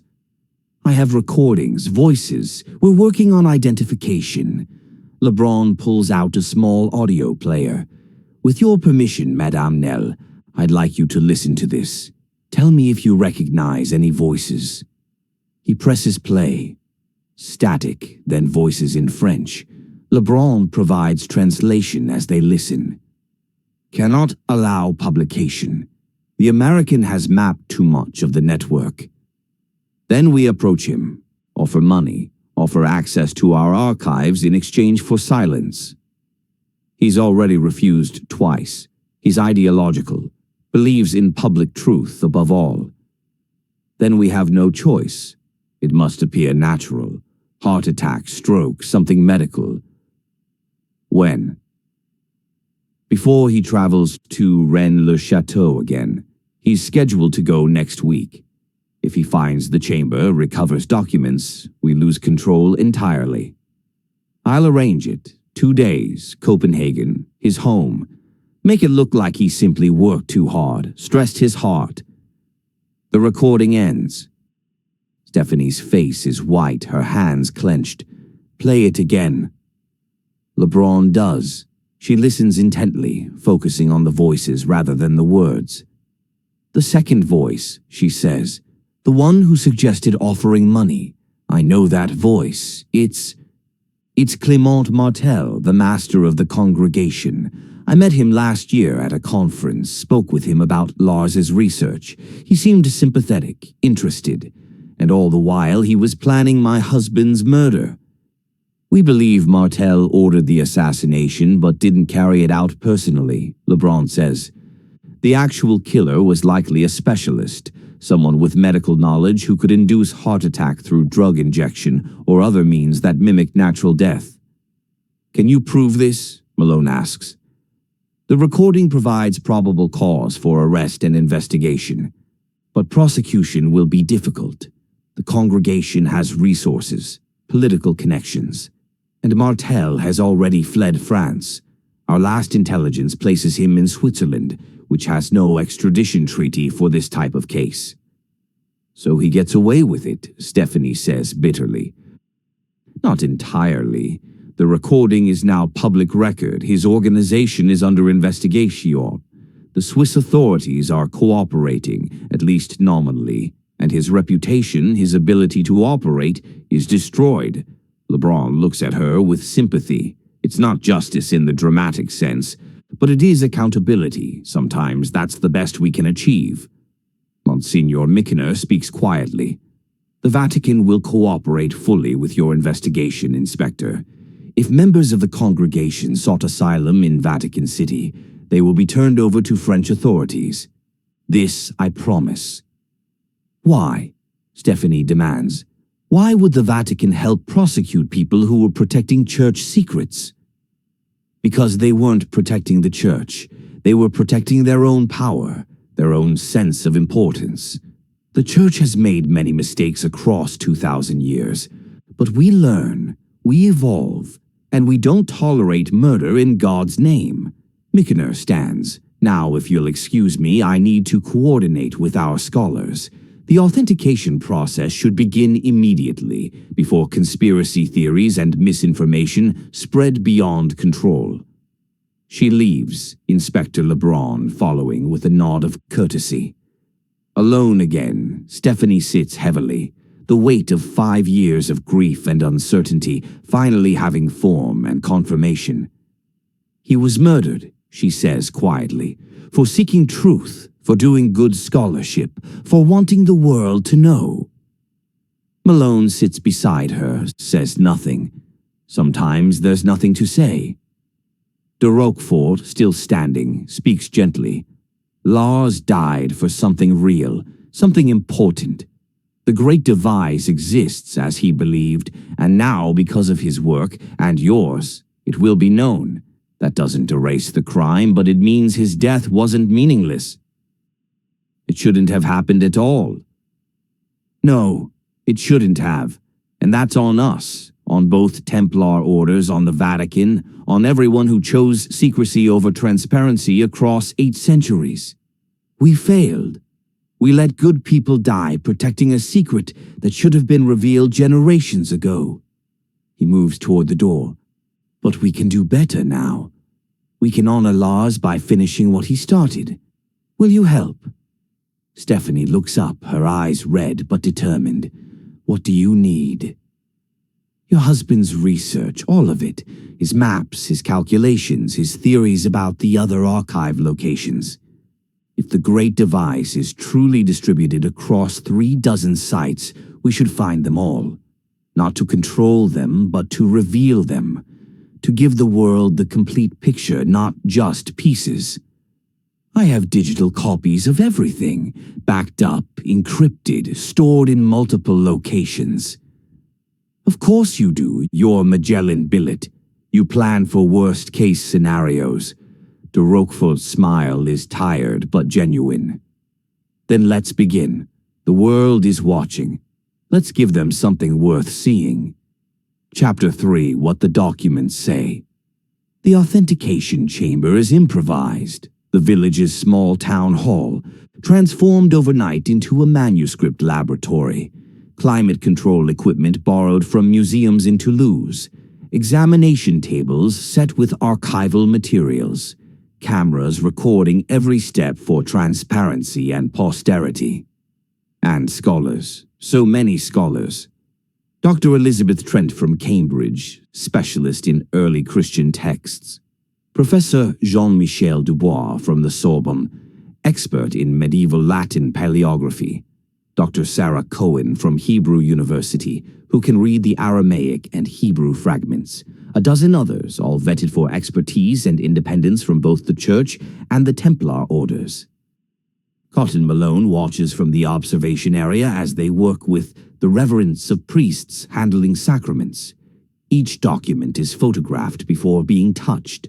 Samples are taken for dating, ink analysis, DNA testing of the parchment. The Latin is transcribed, translated, checked against known examples of first-century writing. It takes 3 days. 3 days during which the media circus outside grows larger, more frenzied.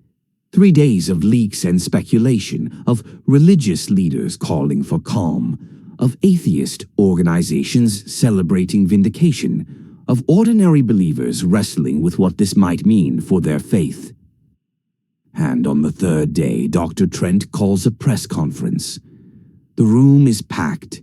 Journalists, scholars, Vatican representatives, members of both Templar orders, local officials, and a video feed broadcasting to the world.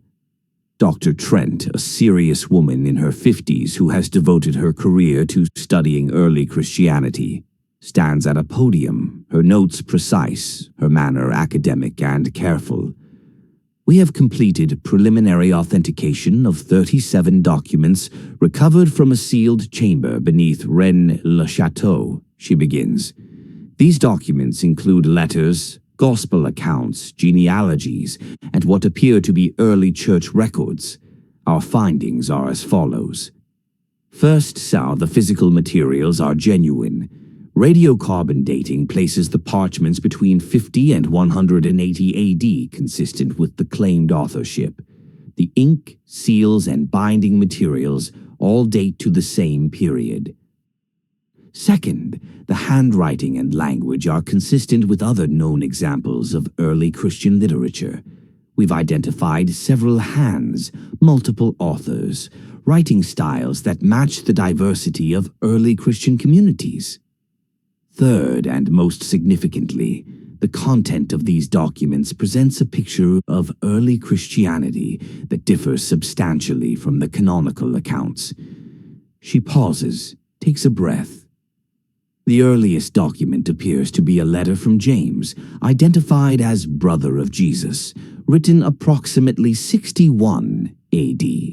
This letter describes Jesus as a teacher and prophet, emphasizes his human qualities, and mentions his family, including a wife named as Mary of Magdala, and 3 children. Murmurs through the room. Cameras flash despite requests not to. Additional documents support this account. A text attributed to Mary Magdalene herself, structured similarly to the canonical Gospels, but offering perspective on Jesus' ministry from his wife's viewpoint.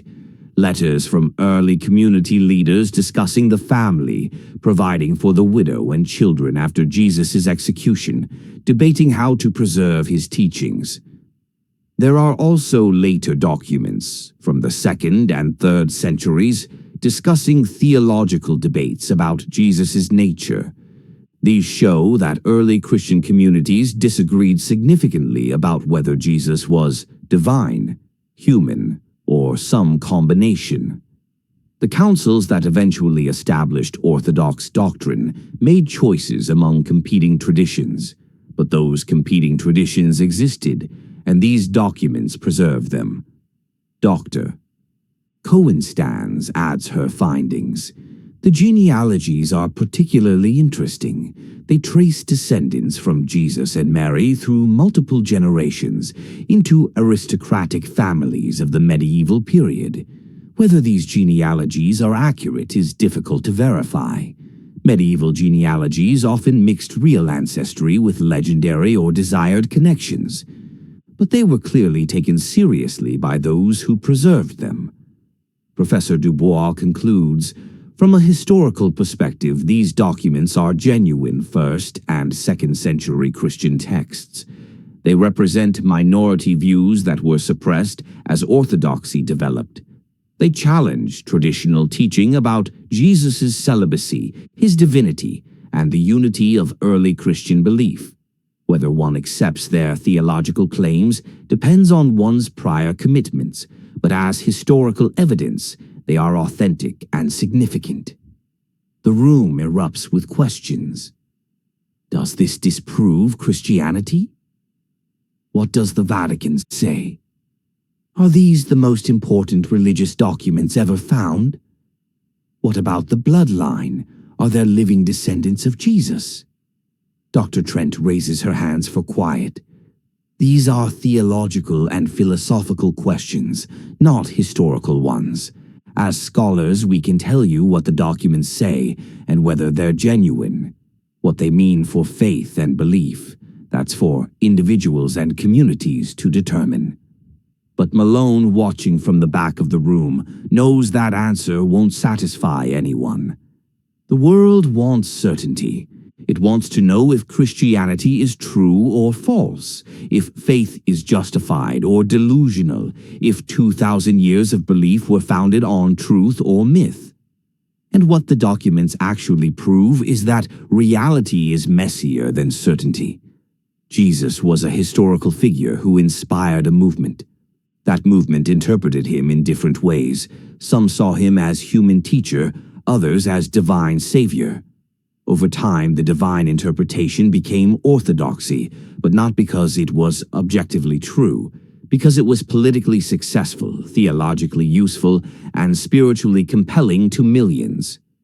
The truth, as always, is complicated. Chapter 4. The Bloodline. Henrik Thorvaldsen hosts a private dinner that evening at his estate in Avignon. The guests are carefully chosen: Stephanie and Malone, Raymond de Roquefort, Monsignor Michener, Dr. Trent and 2 other scholars, and 1 additional person announced at the last moment, a woman named Sophie Marchand. She is perhaps 40, elegant with dark hair and remarkable gray eyes. She's introduced as a historian from Paris, which is true but incomplete. Sophie, Thorvaldsen explains over wine and roasted lamb, represents one of the families mentioned in the genealogies, the Marchand line, which traces back through medieval nobility to the Merovingian dynasty, and through them, allegedly, to Jesus and Mary Magdalene. Sophie smiles slightly. Allegedly being the operative word. My family has preserved this tradition for centuries, but we've never made public claims, partly because we had no proof beyond family records and tradition, and partly because being the descendant of Jesus Christ is either blasphemous or ridiculous, depending on whom you ask. How do you feel about it? Stephanie asks. Honestly, I'm not sure. I was raised knowing the family history, but also knowing it might be fantasy. My grandfather insisted it was true, showed me old documents, genealogies traced back generation by generation. But genealogies can be forged. Families can invent prestigious ancestry. The documents we found include your family name, Dr. Trent says. The Marchand line, originating in Languedoc in the 12th century, connected to Cathar nobility, protected by the Templars. Yes, when I heard about the discovery, I contacted Henrik. We've corresponded for years about Templar history. I thought he should know that at least one family mentioned in the documents still exists. Are there others? De Roquefort asks. Probably, but most have likely forgotten or dismissed the traditions. It's been 2,000 years. Bloodlines dilute, spread, become impossible to trace with certainty. If Jesus and Mary Magdalene had children, their descendants are likely numbered in the tens of thousands by now, spread across Europe and beyond. Most wouldn't know. Some might suspect but have no proof. A few, like my family, kept records. So what does this mean? Malone asks. That Jesus' descendants exist, live normal lives, have no special powers or divine status.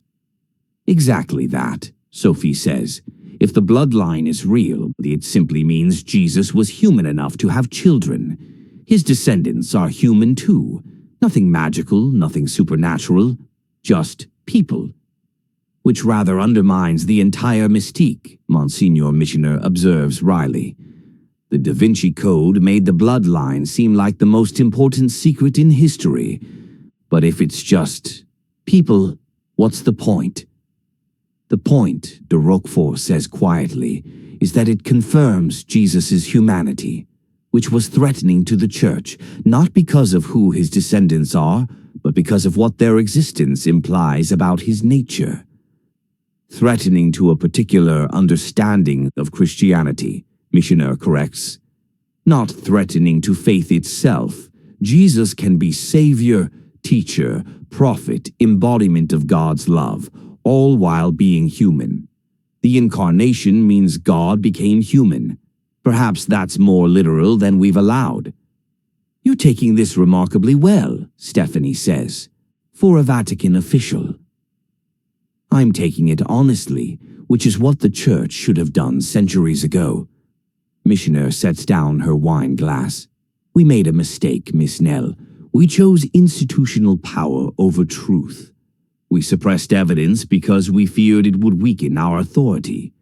And in doing so, we set ourselves up for exactly this kind of revelation. Sudden, uncontrolled, damaging to credibility. If we'd been honest from the beginning, if we'd acknowledged the diversity of early belief and the humanity of Jesus, we'd be in a much stronger position today. So what happens now, Malone asks. Now we adapt. The Church has survived heresies, schisms, reformations, the Enlightenment, modernity. We'll survive this too.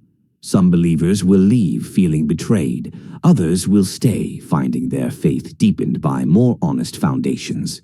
New people might join, attracted by a Christianity that's more historically grounded, less dependent on supernatural claims.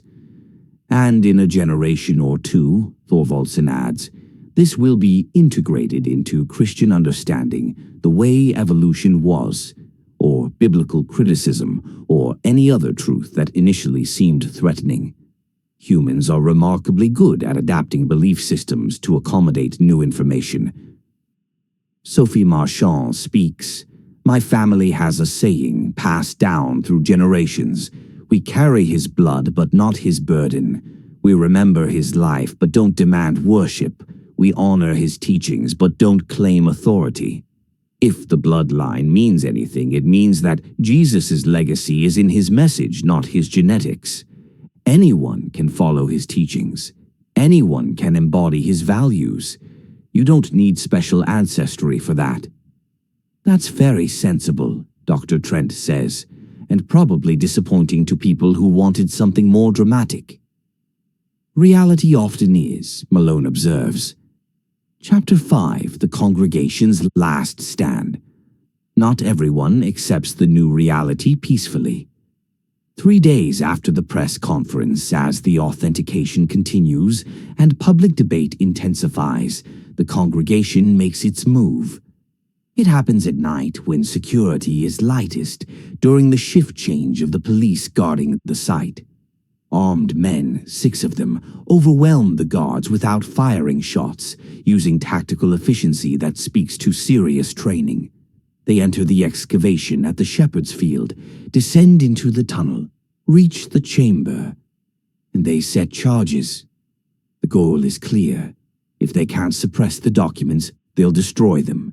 Eliminate the remaining 31 boxes, erase the evidence, reduce the claim to photographs that skeptics can dismiss as forgeries. But they've miscalculated. Cotton Malone couldn't sleep. The insomnia that plagued him during his operational years has returned, with all the stress and adrenaline of the past week. He's walking the village streets at 2 a.m. when he sees the flash of movement near the excavation site, figures in the darkness moving with purpose. He calls it in immediately. Stephanie, de Roquefort, local police. And he moves toward the site himself, weapon drawn, knowing he should wait for backup but unable to let the documents be destroyed. The guards are unconscious but alive, cable-tied and gagged. Malone descends into the tunnel, moving quietly, weapon ready. Below, in the chamber, he hears voices, terse commands in French, the beep of electronic timers, the sound of equipment being moved. He edges around the tunnel corner, assesses the situation. 6 men, as he thought. They've placed explosives around the chamber, enough to collapse the entire structure, bury everything under tons of rock. "You're making a mistake," Malone calls out, staying in cover. The men spin, weapons raised, but they don't fire. They can't risk hitting the explosives they've just set. "Who's there?" The voice is familiar. Clement Martel. "Cotton Malone, U.S. Justice Department, retired, and you're surrounded. French police are entering the tunnel now. You've got maybe 2 minutes before they arrive." It's a bluff. The police are still en route, but Martel doesn't know that. "We're not leaving without completing our mission," Martel says. "These documents are heresies, corruptions, lies designed to destroy faith. We'd rather see them destroyed than see souls damned by false teaching. That's not your choice to make." "It's exactly our choice. We are guardians of faith. We've protected truth for 8 centuries. We won't stop now." The documents are already photographed, authenticated, published. Destroying the originals accomplishes nothing except making you murderers. Then we're murderers. We accept that burden for the greater good. Malone hears it then. Footsteps in the tunnel behind him. Reinforcements, but whose? He risks a glance back. Raymond de Roquefort with 4 of his men, all armed. "Clement," de Roquefort calls. "This is insanity. The battle is lost. The documents are public. Destroying the originals only confirms what skeptics say about the church, that we fear truth. You're a traitor, Raymond. You've betrayed everything our order stood for." "I've betrayed secrecy in favor of honesty." "That's not betrayal. That's evolution." "It's weakness." "Then I'm weak. So be it." De Roquefort steps into the chamber, hands raised, weapon holstered. "But don't compound our centuries of mistakes with this final futile act of destruction. Please, let the documents survive. Let scholars study them. Let the world decide what they mean." Martel is silent, thinking. The timer on the nearest explosive shows 90 seconds. "It's too late anyway," one of Martel's men says nervously. "The charges are armed. Even if we wanted to disarm them, there's not enough time." "Then we all die here," Martel says calmly. "Better that than see the faith destroyed." "You're insane," Malone says, but he's already calculating distances, timing. "Can they evacuate the chamber in 90 seconds? Get clear of the blast radius." Stephanie's voice crackles over Malone's radio. "Cotton, we're entering the tunnel. What's your status?" "Chamber is rigged to blow. 90 seconds. Evacuate all personnel from the site." "What about you? You working on it?" He looks at de Roquefort, who nods understanding. "They can't save the documents, but they can save the people." "Last chance," Malone tells Martel. "Leave now, live to fight another day. Stay here, die for nothing, your choice." "We stay." "Then you're fools." De Roquefort turns to his men. "Evacuate, now!" That's an order. They retreat up the tunnel, moving fast. Malone follows, watching the chamber, watching Martel and his men standing among the boxes of ancient parchments, waiting for the explosion that will end everything. They reach the surface with perhaps 20 seconds to spare. The tunnel entrance is evacuated, police forming a perimeter at safe distance. And then the ground shakes. Not violently. The explosion is deep, contained by rock and earth. But the sound is unmistakable. A deep, resonant boom, and then rumbling as tunnels collapse. Chambers cave in. Centuries of careful preservation undone in seconds. Dust billows from the tunnel entrance. The cemetery ground cracks, several tombstones tilting. The church bell rings once, shaken by the tremor. And then silence. Stephanie runs to Malone, relief and horror mixed on her face. The documents? Gone, and probably Martel and his men with them. My God. Rescue workers move in, but it takes 2 hours to reach the collapsed chamber. When they do, they find what Malone expected: 6 bodies crushed by falling rock. And debris, burned parchment fragments, destroyed boxes, obliterated evidence. The congregation's last stand succeeded in destroying the physical documents, but not the truth. Chapter 6. The Aftermath. The photographs survived. The authentication reports survived. The testimony of scholars survived. And most importantly, the 6 boxes removed before the congregation's attack survived, in secure storage at Thorvaldsen's estate, examined by scholars, their contents documented beyond any possibility of suppression. In the days following the explosion, the debate intensifies across the world. Religious leaders wrestle with implications.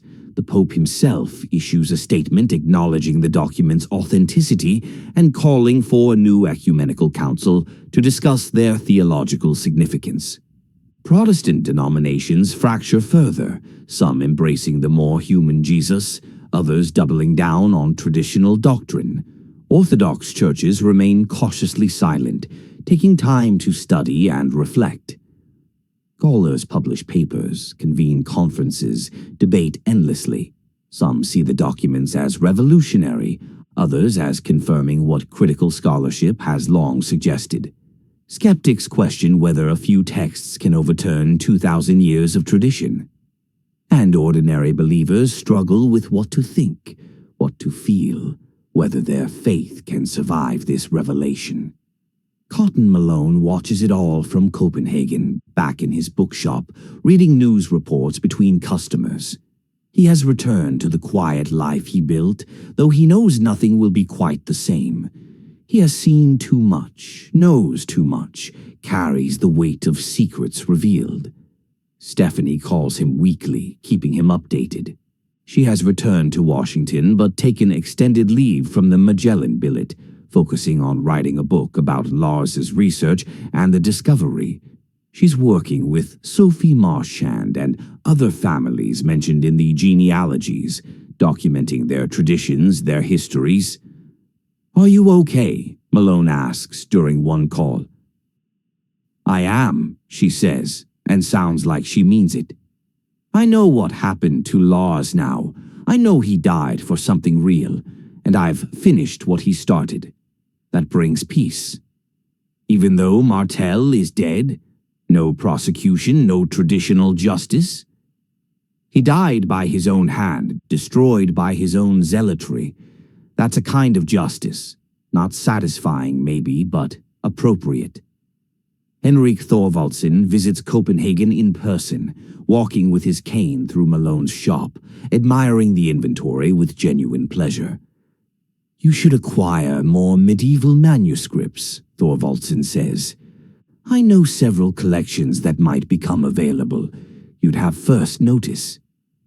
I'm trying to avoid medieval mysteries for a while." Understandable, but Cotton, what we did matters. What we revealed changes things.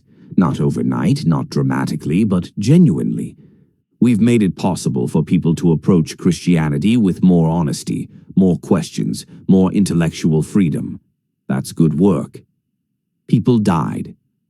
Yes, they did. The congregation members who chose martyrdom. And before them Lars Nell, who was murdered for pursuing truth. And before him, countless others across centuries. But their deaths mean something now. They're not forgotten, not meaningless. We've told the story they died trying to tell. After Thorvaldsen leaves, Malone stands in his shop, surrounded by books, thinking about what has been gained and lost. Truth has been revealed, yes, but at tremendous cost. Lives ended, faith shattered for some, complications introduced into beliefs that had provided comfort and meaning. Was it worth it? He doesn't know. He suspects history will judge eventually whether this revelation strengthened or weakened the human project of seeking meaning in existence. For now, he sells books, lives quietly, and tries not to think too deeply about Templar mysteries and hidden gospels. Chapter 7, Roskilde Cathedral, 1 year later. Stephanie Nell stands before Queen Margrethe tomb, remembering when she and Cotton first stood here, beginning their journey. So much has changed in a year. The book she wrote, The Great Devise, one man's quest for historical truth, became an international bestseller, though she gives most of the proceeds to scholarship funds in Lars's name. The documents are now housed at multiple institutions: the Vatican, Cambridge, Hebrew University, the Smithsonian, available to scholars, displayed for public viewing, debated endlessly. Christianity has not collapsed. If anything, it has diversified further. New denominations have emerged, embracing the more human Jesus. Traditional churches have lost some members, but gained others who appreciate the new honesty. And interfaith dialogue has deepened, with Christian leaders more willing to acknowledge the human origins and evolution of their tradition. Sophie Marchand has become a minor celebrity, though she handles it with grace and humor. "I'm just a historian who happens to have an interesting family tree," she tells reporters. She's written her own book, tracing the Marchand lineage with scholarly rigor, admitting where evidence is strong and where it's speculative. The Reformed Templar Order has opened its archives to scholars. Raymond de Roquefort has retired as master, passing leadership to a younger generation committed to transparency rather than secrecy. And the congregation? Officially disbanded after Clement Martel's death, though rumors persist that remnants survive, smaller, more hidden, still believing in suppression over revelation.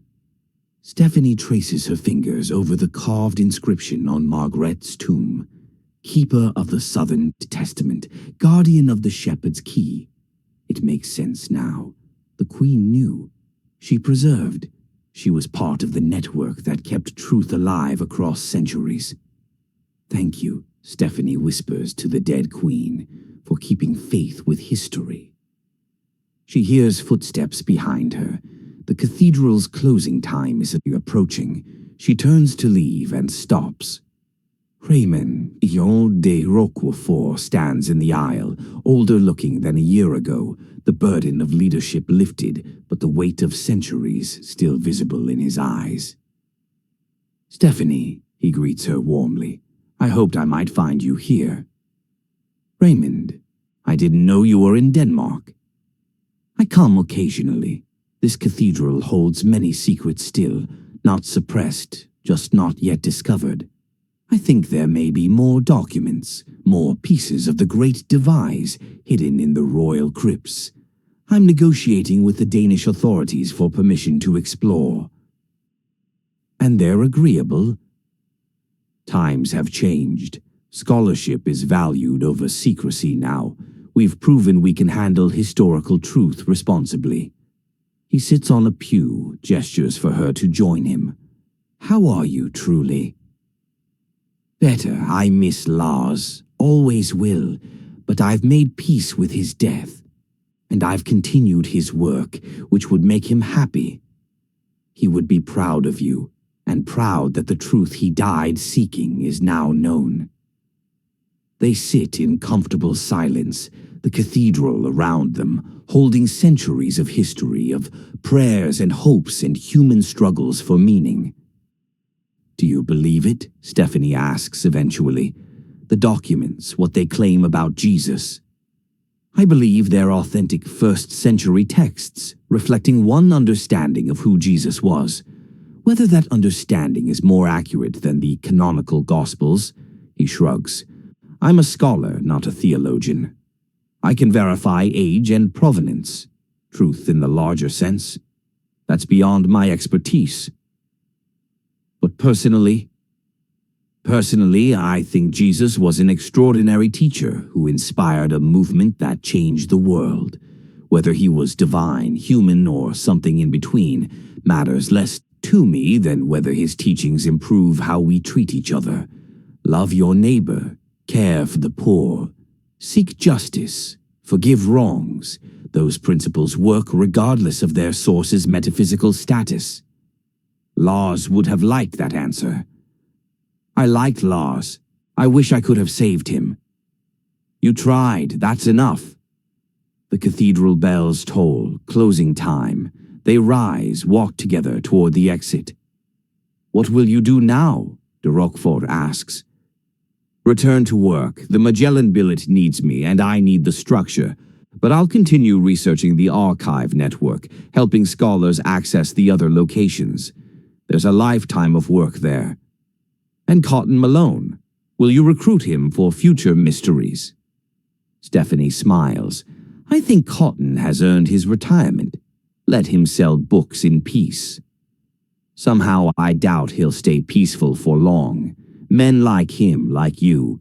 You're drawn to mysteries, to puzzles that need solving. The quiet life never quite satisfies.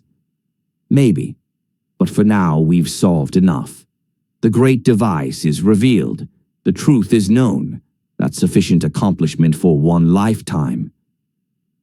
They part at the cathedral entrance, de Roquefort heading to his hotel, Stephanie to the airport and the flight back to Washington. As she walks through Roskilde's streets, past medieval buildings and modern shops, past the evidence of human civilization layering upon itself across centuries, she thinks about truth and faith, history and belief, what we know and what we choose to trust. The documents prove Jesus was human.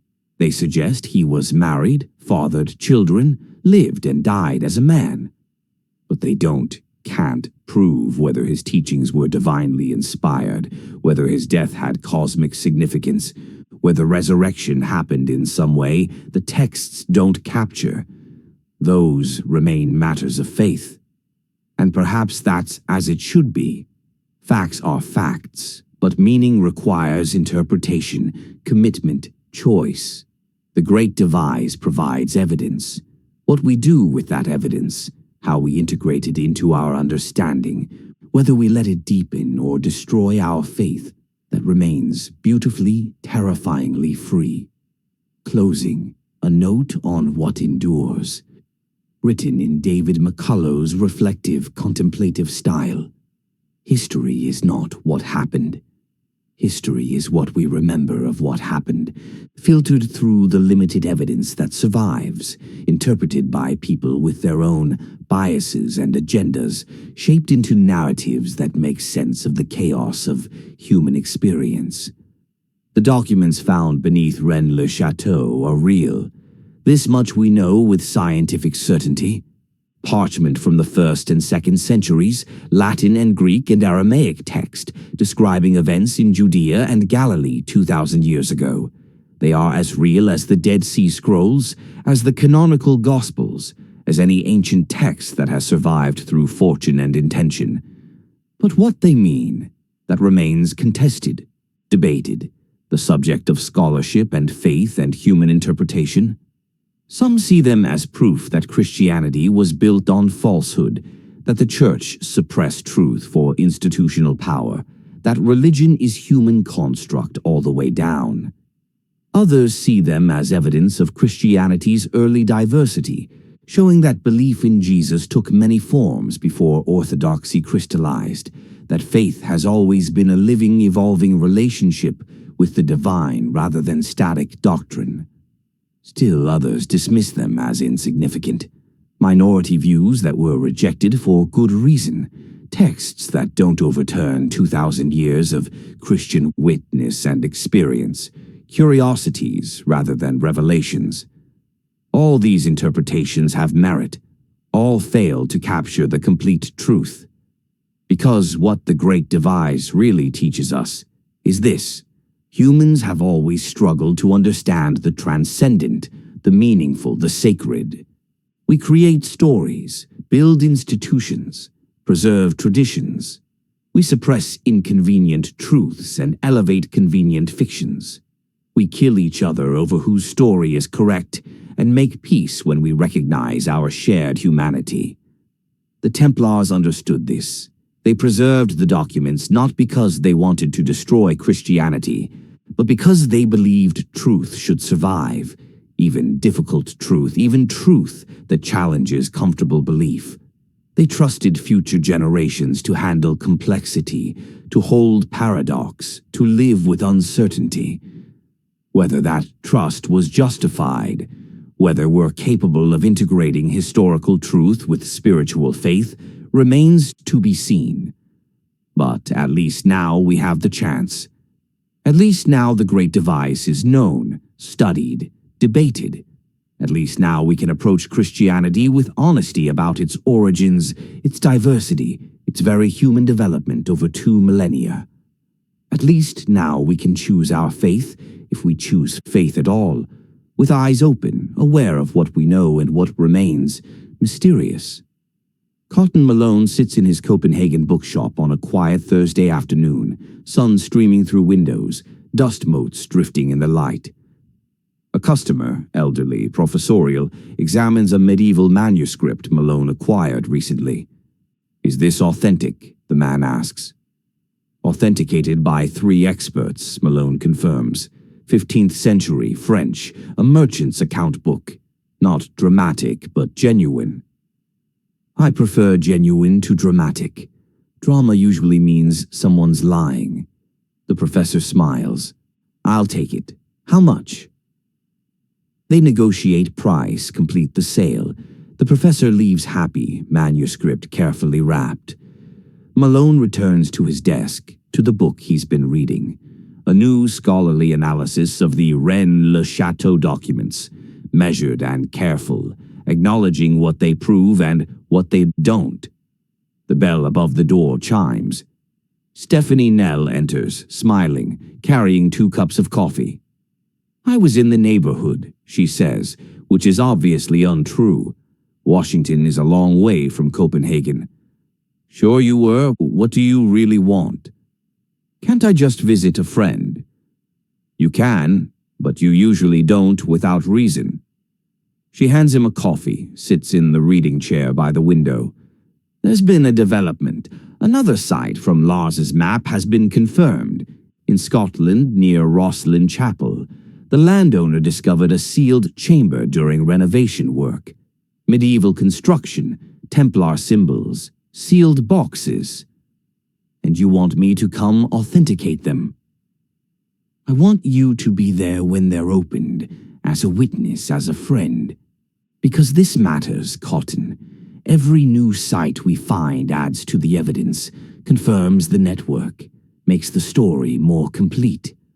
Malone is silent, looking at his bookshop, at the quiet life he's built. "When?" he finally asks.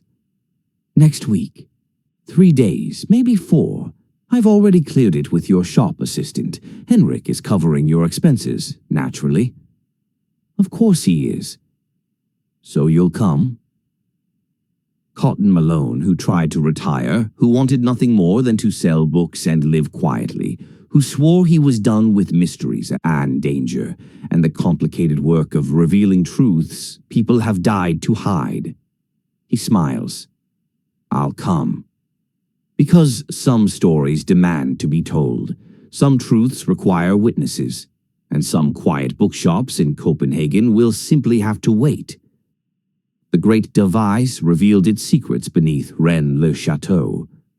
But the full story, the complete archive, the entire network of hidden knowledge, that work continues, as it has for 800 years, as perhaps it always will. For truth once begun is difficult to stop. It spreads like light through cracks in walls, like water finding its level, like stories told around fires on dark nights. The Templars knew this. They built their network to survive because they understood that humans need truth, the way they need bread, to sustain them, to nourish them, to make meaning possible in a world of suffering and wonder. And so the work continues. In Copenhagen and Scotland, in the Vatican and universities, in the minds of believers wrestling with new knowledge and skeptics reconsidering old assumptions. The work continues. And people like Cotton Malone and Stephanie Nell, who could retreat to safety but choose involvement, who could accept comfortable fictions but demand difficult truths. They continue too. Because someone must. Because the story isn't finished. Because 800 years ago, Jacques de Molay sent wagons south from Paris carrying documents that would change the world, and we are still, all these centuries later, discovering what those wagons held and what their contents mean for how we understand ourselves, our faith, our history. The Great Devise is revealed. But revelation, as the Templars knew, is not a moment, but a process. It has begun. Where it leads, only time will tell. End of Part 3. The End. Author's final note.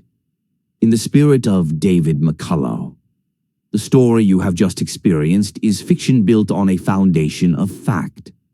The Knights Templar existed. They were suppressed in 1307. Their archives disappeared and have never been completely recovered. Le Chateau is real. Abbé Saunière was a real priest who became inexplicably wealthy in the 1890s. The mystery of his fortune has never been definitively solved. The documents described in this narrative are fictional, but the debates they represent about the historical Jesus, about early Christian diversity, about whether the Church suppressed alternative traditions, those debates are very real, conducted by serious scholars using actual ancient texts discovered over the past century. What we believe about history matters. What we believe about faith matters. And how we hold those beliefs with humility or certainty, with openness or rigidity, that might matter most of all. The truth, as I have tried to show, is rarely simple.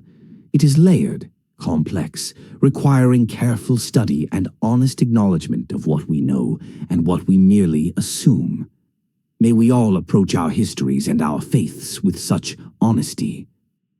May we all be willing to revise our understanding when evidence demands it. And may we all remember that seeking truth, even difficult truth, is an act of courage worth celebrating. Copenhagen 2024. Closing the Weight of Truth. Epilogue 5 years later. It is March again in Paris. 5 years to the day since Cotton Malone first saw Stephanie Nell standing in Højbro plaids in Copenhagen, watching a man who would die screaming a Templar battle cry.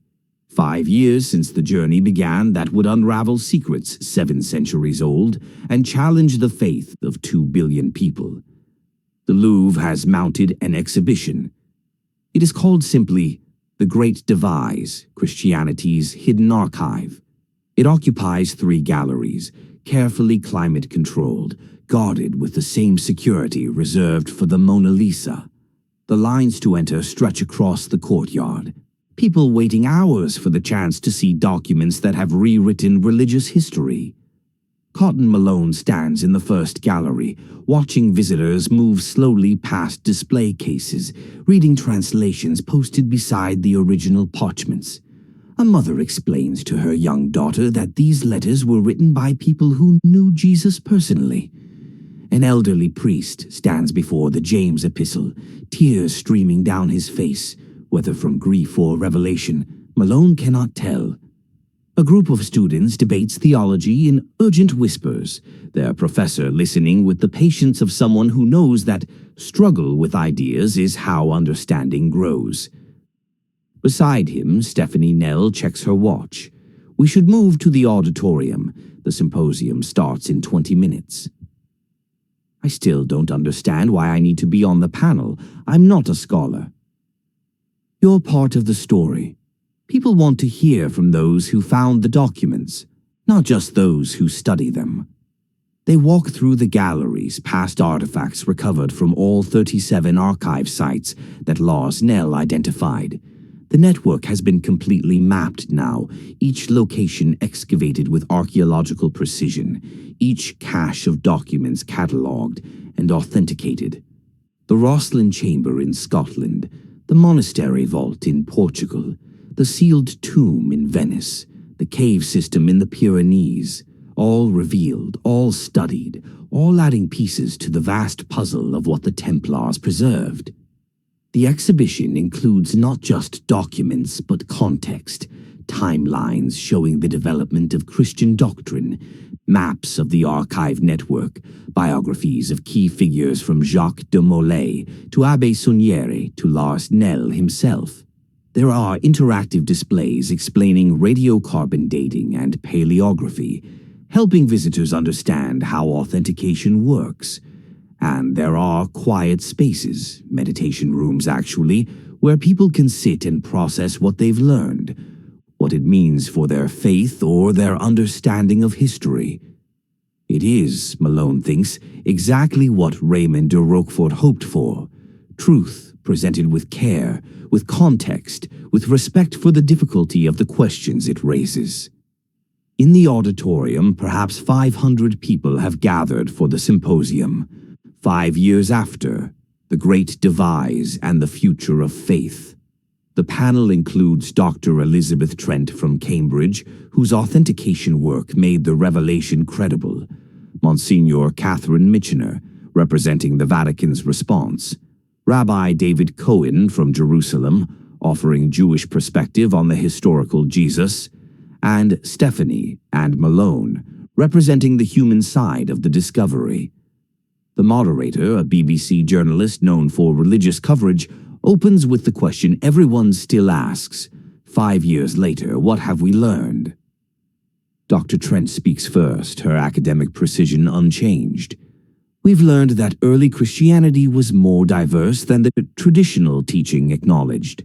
Multiple understandings of Jesus coexisted in the first centuries. Jesus as human teacher, as divine savior, as prophet, as Messiah. The canonical version won not because it was objectively true, but because it proved most useful politically and spiritually to the communities that survived. Does that invalidate Christian faith? The moderator asks. That depends on what you mean by faith. If faith requires historical accuracy in every detail, then yes, these documents challenge traditional belief. But if faith is about relationship with the divine, about living according to Jesus' teachings, about finding meaning and purpose through the Christian story, then these documents simply add historical depth to that faith. They make Jesus more human, yes, but perhaps more relatable, more understandable, more genuinely inspiring precisely because of his humanity. Monsignor Michener adds, the Catholic Church has spent 5 years in what we are calling radical discernment. The Pope convened a council, the first since Vatican II, to discuss how we integrate these findings into our theology. The result, announced last month, is significant. We now officially teach that Jesus was fully human, that he likely married and had children, that resurrection may be understood symbolically rather than physically, and that salvation comes through following Jesus' example and teachings rather than through belief in his divine nature. That's an enormous change, the moderator notes. Yes, and we've lost members because of it. Perhaps 20% of Catholics worldwide have left for more conservative denominations that rejected the Council's findings. But we've also gained people who are alienated by supernatural claims, but are attracted to a Christianity grounded in historical reality and ethical teaching. The church is smaller now, but arguably more honest. Rabbi Cohen offers interfaith perspective. For Jews, these documents confirm what we've always believed, that Jesus was a Jewish teacher working within Jewish tradition, not the founder of a new religion.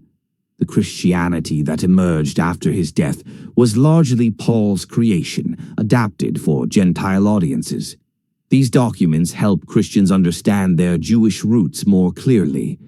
That's led to better interfaith dialogue, deeper mutual understanding. The moderator turns to Stephanie. You lost your husband to the search for these documents. Was it worth it? Stephanie is quiet for a moment, gathering thoughts she's expressed many times but which still carry emotional weight. Lars believed truth mattered more than comfort. He believed people could handle complexity, could integrate historical findings with spiritual belief. He died before seeing his work vindicated, but I think he'd be pleased with how the world has responded. She pauses. Was it worth his life? No. Murder is never justified, but his death wasn't meaningless. He contributed to human knowledge, to our understanding of history, to the possibility of more honest faith. That matters. And you, Mr. Malone? The moderator asks. You're famously private about your beliefs. How has this experience affected you? Malone considers his answer carefully. He's learned, over 5 years of public interest in the Great Devise, that everything he says will be analyzed, quoted, debated. I'm not a religious person, he says finally. I don't have faith in the traditional sense, but I have enormous respect for people who do, and for the role that faith plays in helping people find meaning, cope with suffering, build communities of mutual support. What these documents prove is that faith doesn't require ignorance. You can know the historical truth about Christianity's origins and still choose to follow Jesus' teachings, still find spiritual nourishment in Christian practice, still believe in transcendent meaning. Faith and fact don't have to be enemies. That's what I've learned. The symposium continues for 2 hours. Questions from the audience, debates among panelists, passionate arguments about what the Great Devise means for the future of religion. And through it all, Malone notices something. People are engaging seriously with difficult ideas. They're not dismissing the documents as lies or accepting them uncritically as ultimate truth. They're wrestling with implications, asking questions, revising their understanding in light of new evidence. This, he thinks, is what education looks like, what intellectual honesty looks like, what human beings can do when given truth and trusted to handle it responsibly. Later that evening, there is a private reception at Henrik Thorvaldsen's Paris apartment, a penthouse overlooking the Seine, with views of the Eiffel Tower glittering in the distance. The guest list is small, intimate. The symposium panelists, Raymond de Roquefort, Sophie Marchand, Royce Claridon, a handful of scholars who contributed to the authentication and publication process. Thorvaldsen, now 80 years old and moving more slowly but still sharp as ever, raises a glass of champagne. To Lars Nell, who started this, to those who finished it, and to the truth, whatever complications it brings. They drink. Raymond de Roquefort approaches Malone and Stephanie, his own glass in hand. I have news, he says. The Reformed Order is officially dissolving. We've accomplished our mission. The archives are public. The Great Devise is known. We're no longer needed as guardians. So we're becoming something else. A scholarly foundation, funding research into medieval history, supporting manuscript preservation, helping scholars access archives worldwide. That's a fitting evolution, Stephanie says. I think so. We spent 8 centuries protecting secrets. Now we'll spend however long it takes promoting knowledge. It feels right. Sophie Marchand joins them, elegant as always, carrying herself with the confidence of someone who has made peace with her unusual heritage. My publisher wants me to write another book, she says, tracing other families mentioned in the genealogies, documenting what it means to be descended from Jesus in the 21st century. And what does it mean? Malone asks. Absolutely nothing mystical, but historically, culturally, personally, it's fascinating. We're scattered across Europe and beyond. We're teachers and lawyers and artists and farmers. We're Catholic and Protestant and atheist and everything in between. The bloodline exists, but it's just biology. What matters is whether we choose to live according to Jesus' teachings, regardless of our genetics. Your ancestor would approve, Stephanie says. I like to think so. As the evening progresses, as conversations flow and friendships deepen, Malone finds himself on Thorvaldsen's balcony, looking out over Paris. The city where, 700 years ago, Jacques de Molay stood in a fortress prison, watching wagons carry Templar archives to safety. The city where the suppression of the Order began, where secrets were buried that would not emerge for centuries. Stephanie joins him at the railing. What are you thinking? About cycles, about how long it takes for truth to surface, about whether we've really learned anything from history, or whether we'll just make the same mistakes again with new secrets. We'll make mistakes, we're human, but maybe we'll make fewer or recognize them faster or correct them more willingly. That's progress, even if it's incremental. You're optimistic. I'm realistic. Perfect is impossible. Better is achievable. They stand in comfortable silence, watching the city lights, the river flowing as it has flowed for millennia, carrying commerce and pollution and possibility toward the sea. What's next for you? Malone asks. Back to work. The Magellan billet has other mysteries, other secrets that need investigating, but nothing involving Templars, I promise. And personally, I'm dating someone, a historian, ironically. We met at a conference on the Great Devise. He's kind, smart, makes me laugh. Lars would like him, I think. Good, you deserve happiness. So do you. Copenhagen bookshop enough for you, or are you getting restless again? Malone smiles. The shop's enough, mostly. Though I'm consulting on a manuscript authentication for the Danish Royal Library. Medieval stuff, possibly Templar connections. Low-key, academic. No one trying to kill me. Sounds perfect. It is. But they both know he'll be drawn into something else eventually, because people like Cotton Malone don't really retire. They just take longer breaks between adventures. Final reflection, what endures. It is not the documents that matter most. Parchment decays, ink fades. Even with the best preservation efforts, the physical materials of the Great Devise will eventually crumble into dust. In 1,000 years, perhaps less, the actual letters that James wrote, that Mary Magdalene composed, that early Christians preserved, those will be gone. But what they represent endures. The idea that truth matters, that history is worth studying honestly, even when it challenges our assumptions, that faith can coexist with fact if we're willing to hold them both with humility and intellectual courage.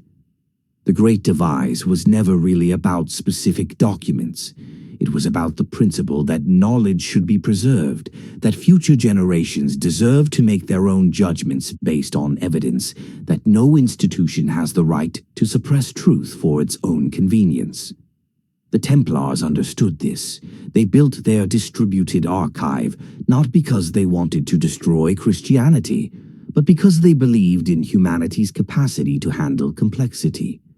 They trusted that 800 years in the future, people would be mature enough, wise enough, educated enough to integrate historical truth with spiritual meaning. Whether that trust was justified remains an open question. But at least we have the chance. At least we have the choice. The documents are public. The authentication is complete. The debates continue in universities and churches, in living rooms and online forums, in the hearts of believers wrestling with what they've learned. Some have lost faith entirely, unable to reconcile the human Jesus with their need for divine Savior.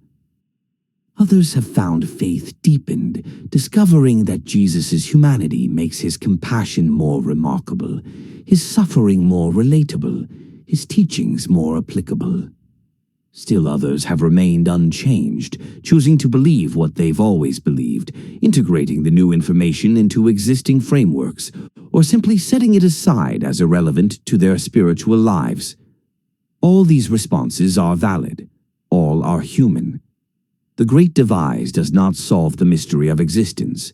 It does not prove whether God exists, whether prayer works, whether there is meaning beyond the material.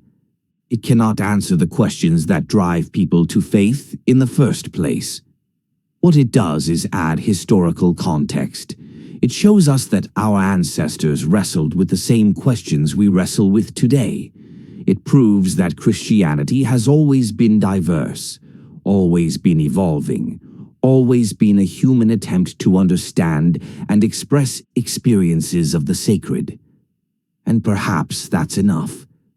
Perhaps knowing that our faith is historically contingent, culturally conditioned, humanly constructed, doesn't make it less valuable, just less absolute, less arrogant, less certain of its own exclusive truth. Perhaps faith that acknowledges its own limitations is actually stronger than faith that demands certainty. Perhaps the Great Devise's ultimate gift is not answers, but permission to question, to doubt, to believe provisionally while remaining open to new evidence and insight. The last word. Cotton Malone returns to Copenhagen on a Tuesday. The bookshop is exactly as he left it, quiet, dusty, filled with the particular smell of old paper and leather that he has come to love. His assistant has managed well in his absence, made several good sales, acquired a collection of 18th century maps that will interest certain collectors. Life resumes its comfortable rhythm. Customers browse, books are sold. The hours pass in pleasant obscurity. Late in the afternoon, when the shop is empty and the light is fading toward evening, Malone makes coffee and settles at his desk with a book. Not about Templars or hidden gospels or religious controversies, but about something completely different. The history of Arctic exploration. The bell above the door chimes. He looks up. A young woman enters, mid-20s, dressed like a graduate student, carrying a backpack that looks heavy with books and research materials. She approaches the desk with the particular hesitancy of someone who's not quite sure they're in the right place. "Mr. Malone," she asks. "Yes." "I'm Sarah Nell. Lars Nell was my grandfather. Stephanie is my aunt." Malone sets down his coffee, studies her. He sees the resemblance now. Lars's intensity in her eyes, Stephanie's determination in her posture. "What can I do for you?" "I'm writing my doctoral dissertation on the Templar Archive Network. I'm focusing on the sites that haven't been fully excavated yet. There are at least a dozen locations grandfather identified but died before investigating. I want to finish mapping the complete Great Devise, document every archive site, create a comprehensive database." "Ambitious." "It's his legacy, our family's legacy, really, and I thought—" She hesitates. "Aunt Stephanie said you might be willing to consult, that you understand the history, the context, the dangers. I'm not asking you to go dig in caves or anything, just advice. Maybe introductions to people who could help." Malone should say no.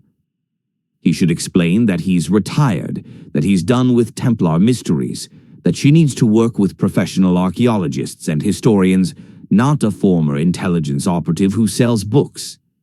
He should absolutely say no. "Have you had dinner?" he asks instead.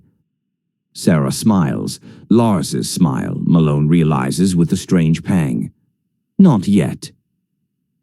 "There's a good restaurant near here. Danish food, quiet atmosphere. We can talk about your dissertation over dinner. I might know some people who could help." "Really? That would be amazing. Thank you so much."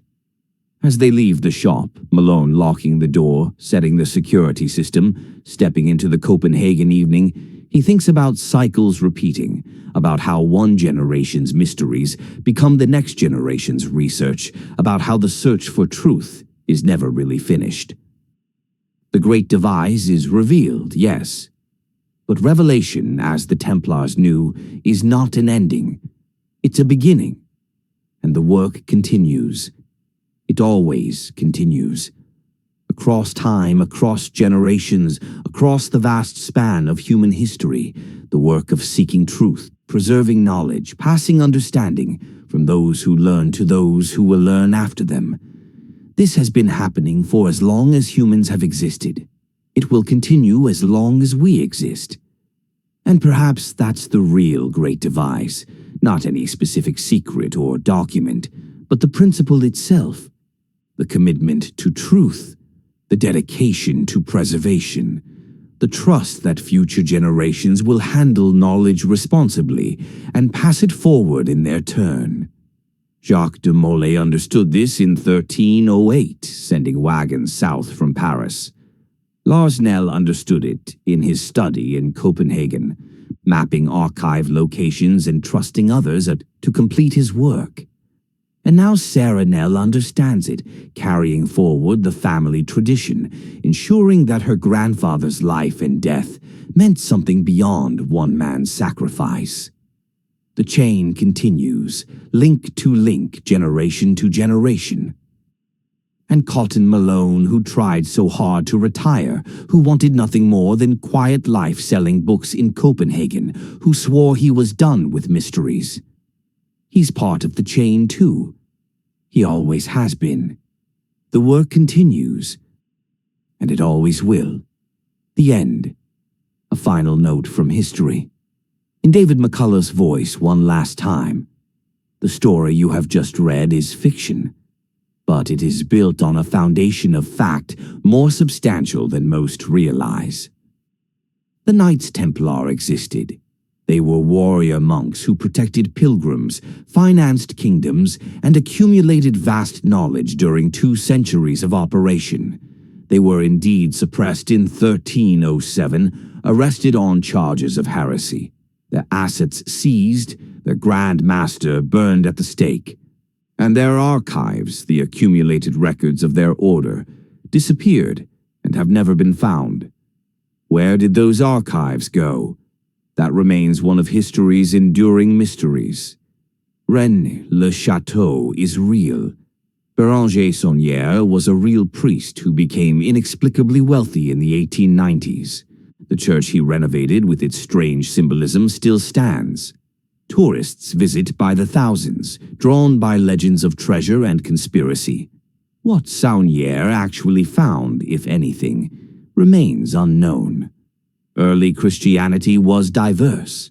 This is established historical fact, acknowledged by scholars across the theological spectrum. Multiple understandings of Jesus coexisted in the first centuries, multiple texts circulated, multiple communities practiced different forms of the faith. The version that became orthodox won through a combination of theological appeal, political support, and institutional power. But the alternatives existed. Did Jesus marry? Did he have children? These questions cannot be answered with certainty based on available evidence. The canonical Gospels don't address the issue directly. Early Christian texts outside the canon hint at close relationships between Jesus and Mary Magdalene, but close relationship is open to interpretation. The bloodline theory that Jesus' descendants became European royalty is speculative history, embraced by some scholars and dismissed by most. Physical evidence is lacking, genealogies can be forged. Claims of prestigious ancestry are common among noble families. What remains true, regardless of these specifics, is this: history is complicated. Faith is personal. Truth is worth pursuing even when it challenges our assumptions. And the human project of seeking meaning, of preserving knowledge, of passing understanding from generation to generation, that endures. The documents described in this narrative are fictional, but the principles they represent are real. Truth matters. Evidence matters. Honest engagement with history matters. And people who dedicate their lives to these pursuits, scholars, archivists, teachers, students, humble seekers after knowledge, they matter most of all. This story is dedicated to them. to those who preserve what would otherwise be lost, to those who question what would otherwise be accepted without examination, to those who trust that humanity can handle truth, even difficult truth, even truth that challenges comfortable belief. May we prove worthy of that trust. May we engage with history honestly, with faith humbly, with each other charitably.